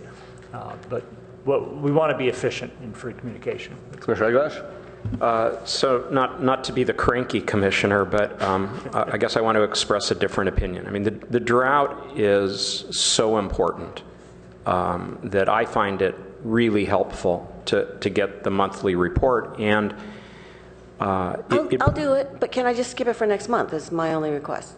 I'm sorry? I'll still do it. I'm just asking for skipping it for the month of June. She just wants to skip it in the month of June. Oh, in the month of June. Yeah. We'll put it back on. And at a minimum, we would do it no matter what, either in the UD report, the utility director report, or as a separate standing item. And the only reason we do it as a separate standing item is because Garth Hall cannot be here during that Right. So, update. So I'm happy to defer to the wisdom of the director and my fellow commissioners. I guess I just wanted to point out that I do think it's important, both as a substantive matter and also just the optics to the community that we're paying attention. I guess I feel a little bit of personal ownership because I think it was my suggestion that originally made it part of every UAC meeting. And I think most months, even if the content of the report hasn't changed, there's been some question or other. For example, today I'm sure what's on many of our minds is with the progress at the state level, where does Palo Alto stand relative to the new state requirements? And it just feels to me like most months there's been something like that, where even if the substantive content hasn't changed, it's nice to have an opportunity. But one particular month isn't material to me. So I'll include that anyway in the utility director report very quickly, and it'll be very clinical because Garth Hall, we don't have to have him leave during the director report. So if there's any regulation changes, I think he can probably listen to that. We can certainly say that. I can't imagine. That sounds great to me. In other words, I agree. I mean, the conflict of interest thing gets to a point where my eyebrows can't handle it. I mean, of course And you if can it's hear it. just spouting off what the regulation has, I have a hard time believing he has a conflict. So I agree anyway. with you. Okay. Yeah, of course, exactly. Okay, so what are we doing now? So we have Commissioner Danaher's suggestion to add an item to the June agenda. You're asking me to hold off on that until we do this report? I'm hoping you're done with your commissioner comments at this point. I'm not done, but let's go ahead with Carla's presentation. Good afternoon. My name is Carla Daly. I'm a senior resource planner, and I'm going to give you a quick update on what we were just talking about. So we've had a number of regulations coming at us from the state, as you all know. Your last UAC meeting was on April 1st. Earlier that day, the governor, in front of a lot of media, gave an executive order mandating a 25% reduction across the state of California for potable water use. The State Water Resources Control Board came up with a number of buckets for different agencies and how much those agencies should reduce in order to get to that 25% across the state.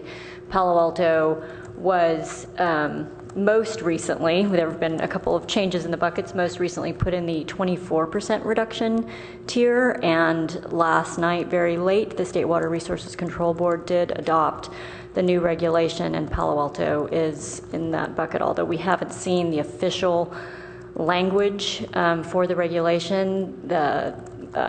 It will take a couple of days for that to come out, but the media reports and the discussion that I listened to as late as I could last night was that they weren't going to change the tiers from the most recent draft, and so we are fully expecting that we will be held to the 24% number. Just to kind of back up a little bit and talk about some other things that affect the water utility and what's going on with our supply. On April 15th, the San Francisco Public Utilities Commission, who, as you know, is who we actually buy our water from, continued their request for a 10% voluntary reduction. That's the same status that's been in place for over a year now. Basically, what the SFPUC said was that because that system has a lot of water in storage, that there is no system water shortage need to ask for anything deeper than that from its customers. And they kind of acknowledged that the state is doing all these other things and said to the extent that their customers reduce more than 10%, that will just increase the amount of water in storage for later years. So SFPUC is kind of taking a step back in a sense and deferring to the state to implement at that level. As you know, we're in Santa Clara County, where the Santa Clara Valley Water District serves many of the agencies in the county, although we do not take any water from the district. The district has experienced drastic cutbacks in water from the State Water Project coming to them, and they are seeing some fairly alarming decreases in the groundwater levels in the county. And so Santa Clara Valley Water District is asking for a 30% reduction from their customers who take water from them, which is not Palo Alto. But all of these things swirling around certainly make communications interesting and coordination with our fellow agencies and investor-owned water utilities interesting. So just as a recap, and because we have these regulations that have been coming out sort of leapfrogging over each other, it's been challenging to get recommendations and resolutions to council before the next news is on the front page. But on March 17th, the State Water Resources Control Board did adopt additional water restrictions, and this was what was in addition to what was put in place last summer. Some of those restrictions went into effect as of March 27th. Those included eating establishments only serving water if patrons requested, hotels and motels giving guests the option not to have linens and towels laundered every day, and no one's allowed to irrigate within 48 hours of a measurable rain. So those all went into place March 27th. By May 11th, urban water suppliers such as Palo Alto were mandated in that regulation to limit the number of days per week that irrigation could occur within our service territory. And there are a lot of nuances around that days per week limitation, but without getting into the weeds on that, I'll just kind of leave it as the default was 2 days a week is really what the state was wanting urban water suppliers to implement. In early May, and I didn't update these slides this morning, but as of last night, as a matter of fact, May 5th, that new regulation that was in response to the April 1st governor's executive order did get adopted by the State Water Resources Control Board. One of the restrictions that was adopted last night was no irrigating ornamental turf on street medians. And interestingly, the days per week irrigation limit was lifted, but in its place is this mandated reduction for Palo Alto, that being 24%. So the state basically said, look, we're not going to tell you how to limit your irrigation. We're just going to tell you, you better get to 24% reduction, and you need to figure out how to do that. The time period that will be measured for that 24% will be June 1st, 2015 through February 28th, 2016. The benchmark is 2013. And as I said, draft, which is now almost official, 24% for Palo Alto. This is just kind of an overview of all the different regulations and what applies to everybody, what applies to businesses, what applies to the water suppliers. I'm not going to spend any time on that since we're running behind. So we do have a resolution going to council on Monday, May 11th, implementing those March 17th regulations. And May 11th just also happens to be the deadline that was determined by the state for implementing those. And we are, even though we know at this point that the days per week limit is not prescribed by the state, we don't intend that we will go back to council and remove that because we have to get to 24%. And so obviously we've got to do more than we did last year in order to get to that number. If you may or may not recall, we achieved 16% compared to 2013 usage last year in 2014. Yeah, and so so there's an increment that we need to make up. We, in the resolution, leave the details of the days per week limit to an operational decision by the city manager, but we've been working with other agencies in the county and in San Mateo County and even over in the East Bay, trying to standardize that as much as possible, again, to minimize the confusion among customers with different schedules in different cities and different days. And we've all kind of come around to a odd and no addresses allowed to irrigate on Mondays and Thursdays, and even addresses irrigating on Tuesdays and Fridays. You know, it helps us too, because if we're not having to constantly explain to our customers that we're different from Mountain View for whatever reason, then it just really makes it easier for everyone involved. We do recognize that we have some very, very high use, high benefit turf here in the city, the playing fields, which I'm sure, as all of you know, are very, very, very heavily used and valued by our community. And those will require some alternative irrigation plans. So we're working with those customers to figure out how they can reduce water use overall, but keep those fields alive, because they're important for the community. And again, the city manager, according to the resolution, has the authority to implement that.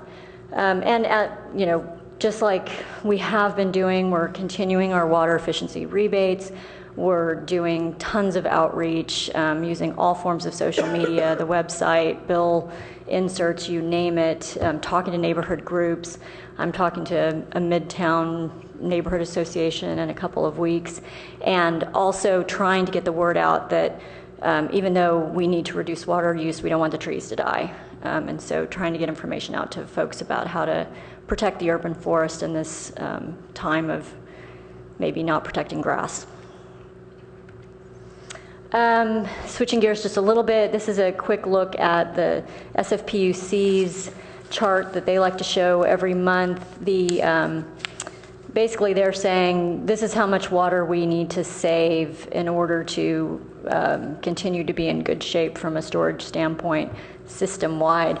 The black line is kind of a theoretical, over-the-year cumulative water savings. The blue line is what the system as a whole achieved last year, and the green line is where we are right now. So system-wide on the San Francisco system, we're doing better than we were at this time last year, which is good news.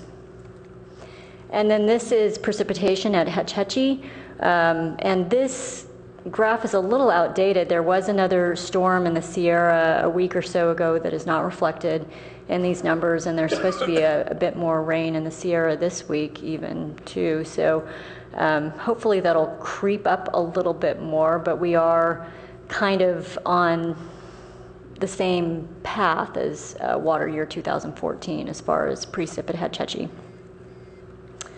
This is a quick look at storage, regional water storage for SFPUC, and the basic takeaway is there's about 3.5 years worth of storage in the PUC system. And then, of course, as we have less hydro available, that impacts our electric utility costs, and particularly the carbon neutral cost, because we have to buy more renewable energy credits to cover the brown energy that we're buying because we can't get the hydroelectric energy. And the two numbers for expected dry year and critically dry year are kind of converging because we're coming close to the end of the year. But basically, we have headroom to spend about $1.5 million on RECs before we bump up against the 0.15 cent rate impact maximum, and we're only around $700,000 for that, so we're well under the cap for keeping the portfolio carbon neutral. That's all I have. Questions, comments? So again, how, so I guess I have a two-part question. One is, what's an appropriate role for us to play as commissioners on this body to, if we have some ideas that might be helpful, is that something that we just write a letter to staff, or what's an appropriate thing? And then the other question I have is, you know, there's variability in how people and corporations use water, okay? And so there are some that are really good and have, you know, native plants and they're landscaping and aren't doing lawns and things like that. And then we also have these new construction that we have lots of people coming in who are now using water during the day in the offices. So how do you balance the, you know, when you're trying to set targets and give people advice about what to do, when there are things that are really variable, and it doesn't seem like the person who's really been frugal or the company that's really been frugal should be asked to meet the same targets as somebody who's been profligate, I guess. So I guess I have a two-part question. Right. Well, I guess, you know, we've been trying to not focus on for the mainstream customers, for lack of a better word. We've been trying not to focus on the targets at this point, but the actions. And so it's the 2-day-a-week watering. I mean, if you've put drought-tolerant plants in, you should have absolutely no trouble keeping those alive, watering 2 days a week or even less. If you're a business with a big sprawling lawn, you may have to think about whether you want to have your lawn limping along at 2 days a week for the summer, or start to think maybe longer term about whether you want to put some drought-tolerant plants in. So, I mean, that is one way to go at it, is to give everybody a water budget and say, here's how much water you can have, don't go over that. But right now, we're really focusing on education and just the actions that we can control more easily, quite frankly. Just telling people you can't water more than 2 days a week. And so, for example, something like for people who are really motivated to try and do something, okay, that the way that to help people figure out what would be an appropriate gray water system, like some different plans or options if you're in a particular type of structure versus new construction versus, are there things that the city can be doing or is doing to help sort of come up with suggestions that can help people who want to do something do more? We have programs. We have programs. Catherine Elvert can tell you a little bit about our programs. And I mentioned earlier in my report that we even have workshops on these sorts of things. Good afternoon, Catherine Elvert, Utilities Communications Manager. Commissioner Schwartz, we do have a number of incentive programs we offer our residents and our business customers, as well as free services for water efficiency. And again, as Carla mentioned, we've really ramped up our outreach over the last few years due to the drought conditions to remind our customers that we're here to help them with rebates for various things like gray water systems. We currently offer rebates for the clothes washer, laundry to landscape systems. And we do provide information on those programs in all of our outreach as well as on our webpage. And we work with the Development Services Center and Public Works Department to see how we can spread out use of alternative water supplies and also encourage our customers to be as efficient as possible. In the recent adoption of the building code, the Development Services Center built into it a requirement for new single-family homes to basically plumb to be able to use a laundry to landscape gray water system, so that when a homeowner moves into a new home, they can just easily turn that on if they opt to do so. So there's a lot of work throughout the city, various departments, in order to try to help our customers.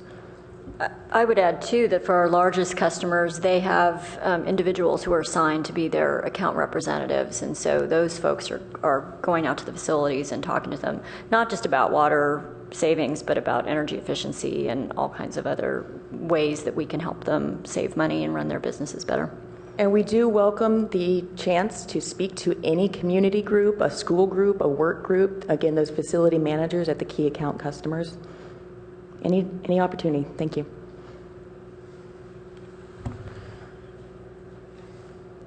Anything else?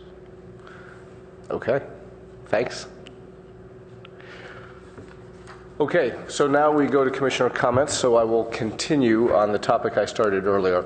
Director Fong, Commissioner Danaher asked if we could add an agenda item to the June meeting.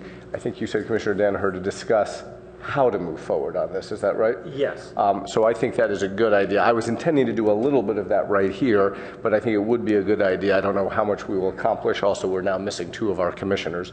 I realize we'll be missing commissioners in June as well, but whatever. Director Fong, if you would add an item to the June agenda, you can feel free to put it at the end of the agenda so members of the staff do not have to stay late. It is I don't know, we'll call it discussion of topics from UAC City Council meeting. If you would do that, that would be great. I'm sorry, it's not just about fiber to the premise. It's the 5 topics. For the June agenda? June so agenda. Then we're done now. We don't have to talk about this anymore? No, we're going to talk about it just a little bit more. So, and again, for the new members of the commission, or the 2 remaining new members, it's a bad sign. We've already lost 1 new member of the commission, but Commissioner Van Dusen did indicate she had to leave at 2 o'clock, so we understand that. You get a sense that it is a little difficult to do these things on the fly up here. And so what I would like to do, to the extent we think it would be helpful, and I'd like to discuss for just a few minutes now, is appointing 1 or 2 or 3 members of this commission to each of these 5 topics, because that group can meet we call it a subcommittee. I don't know if we appoint 1, it's called a subcommittee, but it doesn't really matter, you get the point. And that 1 person or 2 or 3 can operate more flexibly. They can operate between meetings. They can call up Director Fong. They can do pretty much anything other than contact the other UAC members. That's the one thing they can't do because of the Brown Act. And so, for example, to me, the single biggest one is FTTP. It's a big issue. This city has been wrestling with FTTP for 20 years. We're still not there yet. I would love to see this commission get a recommendation to the City Council on that topic by the end of this year, or at least have a draft ready for us to approve by the end of the year. If it doesn't happen until January, it's not the end of the world.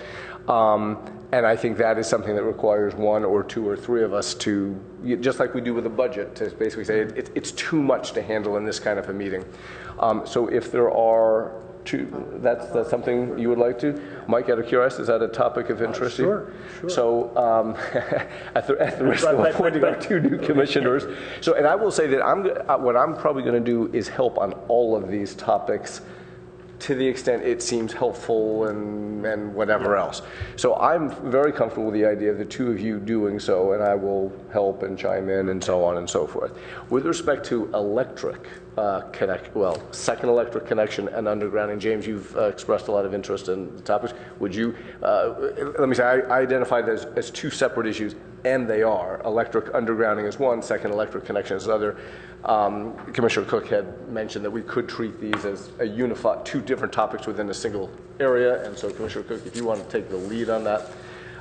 Commissioner Eglash, you are the man for fuel switching. On the other hand, you also, per our conversations, are drowning, overwhelmed, and totally busy. Would you like to take a lead role on fuel switching, or would you prefer not to? Well, I note that electrification is one of the items that's already agendized, so Correct. I'm not sure that we want to do anything as a subcommittee. So you without should volunteer for it. No. So Commissioner Cook has volunteered. And so as part of any of this stuff, it involves communicating with Director Fong and maybe saying, hey, it's coming down the pike, so we don't need to do anything. Commissioner Cook may have just volunteered for the thing where there's the least to do, because it's coming anyway with respect to second connection, and there's a memo from 2 years ago with respect to undergrounding. That's okay. He'll figure that out. Then there's fuel switching. Let's see. Maybe a note of clarification. The item on the 12-month calendar called electrification, that's about fuel switching. Oh, that's fuel. Sorry about that. I got mixed up. I thought you were saying second electric connection is coming back at some point. Okay, so great. So with respect to the second electric connection, yes. We just heard that Commissioner Cook is happy to run with that one. And with respect to fuel switching, also known as electrification, which I think is what you were just asking me about, I wonder if, in fact, we should postpone establishing a subcommittee to work on that, since as an agenda item, that's going to come before this commission within the next couple of months anyway. That's fine. Now, did you have something different to say about that, Director Fong? I mean, you know that on any topic, you're welcome to reach out to any commissioner outside of these meetings whenever we can be helpful. So what I would say on this topic is, Commissioner Aguilar, you have apparently spent a lot of time on this topic and probably have more knowledge than most people in the city of Palo Alto on it. So Director Fong, I would encourage you to take up Commissioner Aguilar on that offer he implicitly made. I have done some research. I am happy to help. It's just not clear to me that on any item that's already agendized to come up it's not clear to me what the value of a subcommittee is in that case. I'll answer that question since you raised it. I think the value sometimes can be interacting with staff ahead of the agendized item. I think that can be, for example, with the budget, and in some other areas that can be helpful, but I'm completely fine holding off on this one. That leaves us with the recycled water issue as one, and I'm inclined to chat with Commissioner Van Duzen and see if she'd like to take a crack at that. Something tells me Commissioner Hall is probably not going to be very up for that one, and that's where we stand. Any other comments on this line of discussion on these 5 items? Well, is there, so given the sort of constraints that are on the, given the constraints that are on the agenda already, is there a reason where we can't have a meeting in August, that it might be a chance to talk about some of the issues that there hasn't been time? I mean, I'm looking at a rolling calendar shows nothing on the agenda for August. So, well, to Commissioner Cook is saying we often cancel the August meeting, but if we're ready to, if we want to discuss FTTP, water recycling. That's a problem with these new people. They're willing to sort of jump, they haven't been on it for so many years, so. I don't think we've ever canceled a meeting just because we wanted to take a month off. I think the issue is always conflicting with people's vacations and the struggle to get a quorum. Right. I was trying to make a joke. Okay, sorry. So yes, we can do that. Okay.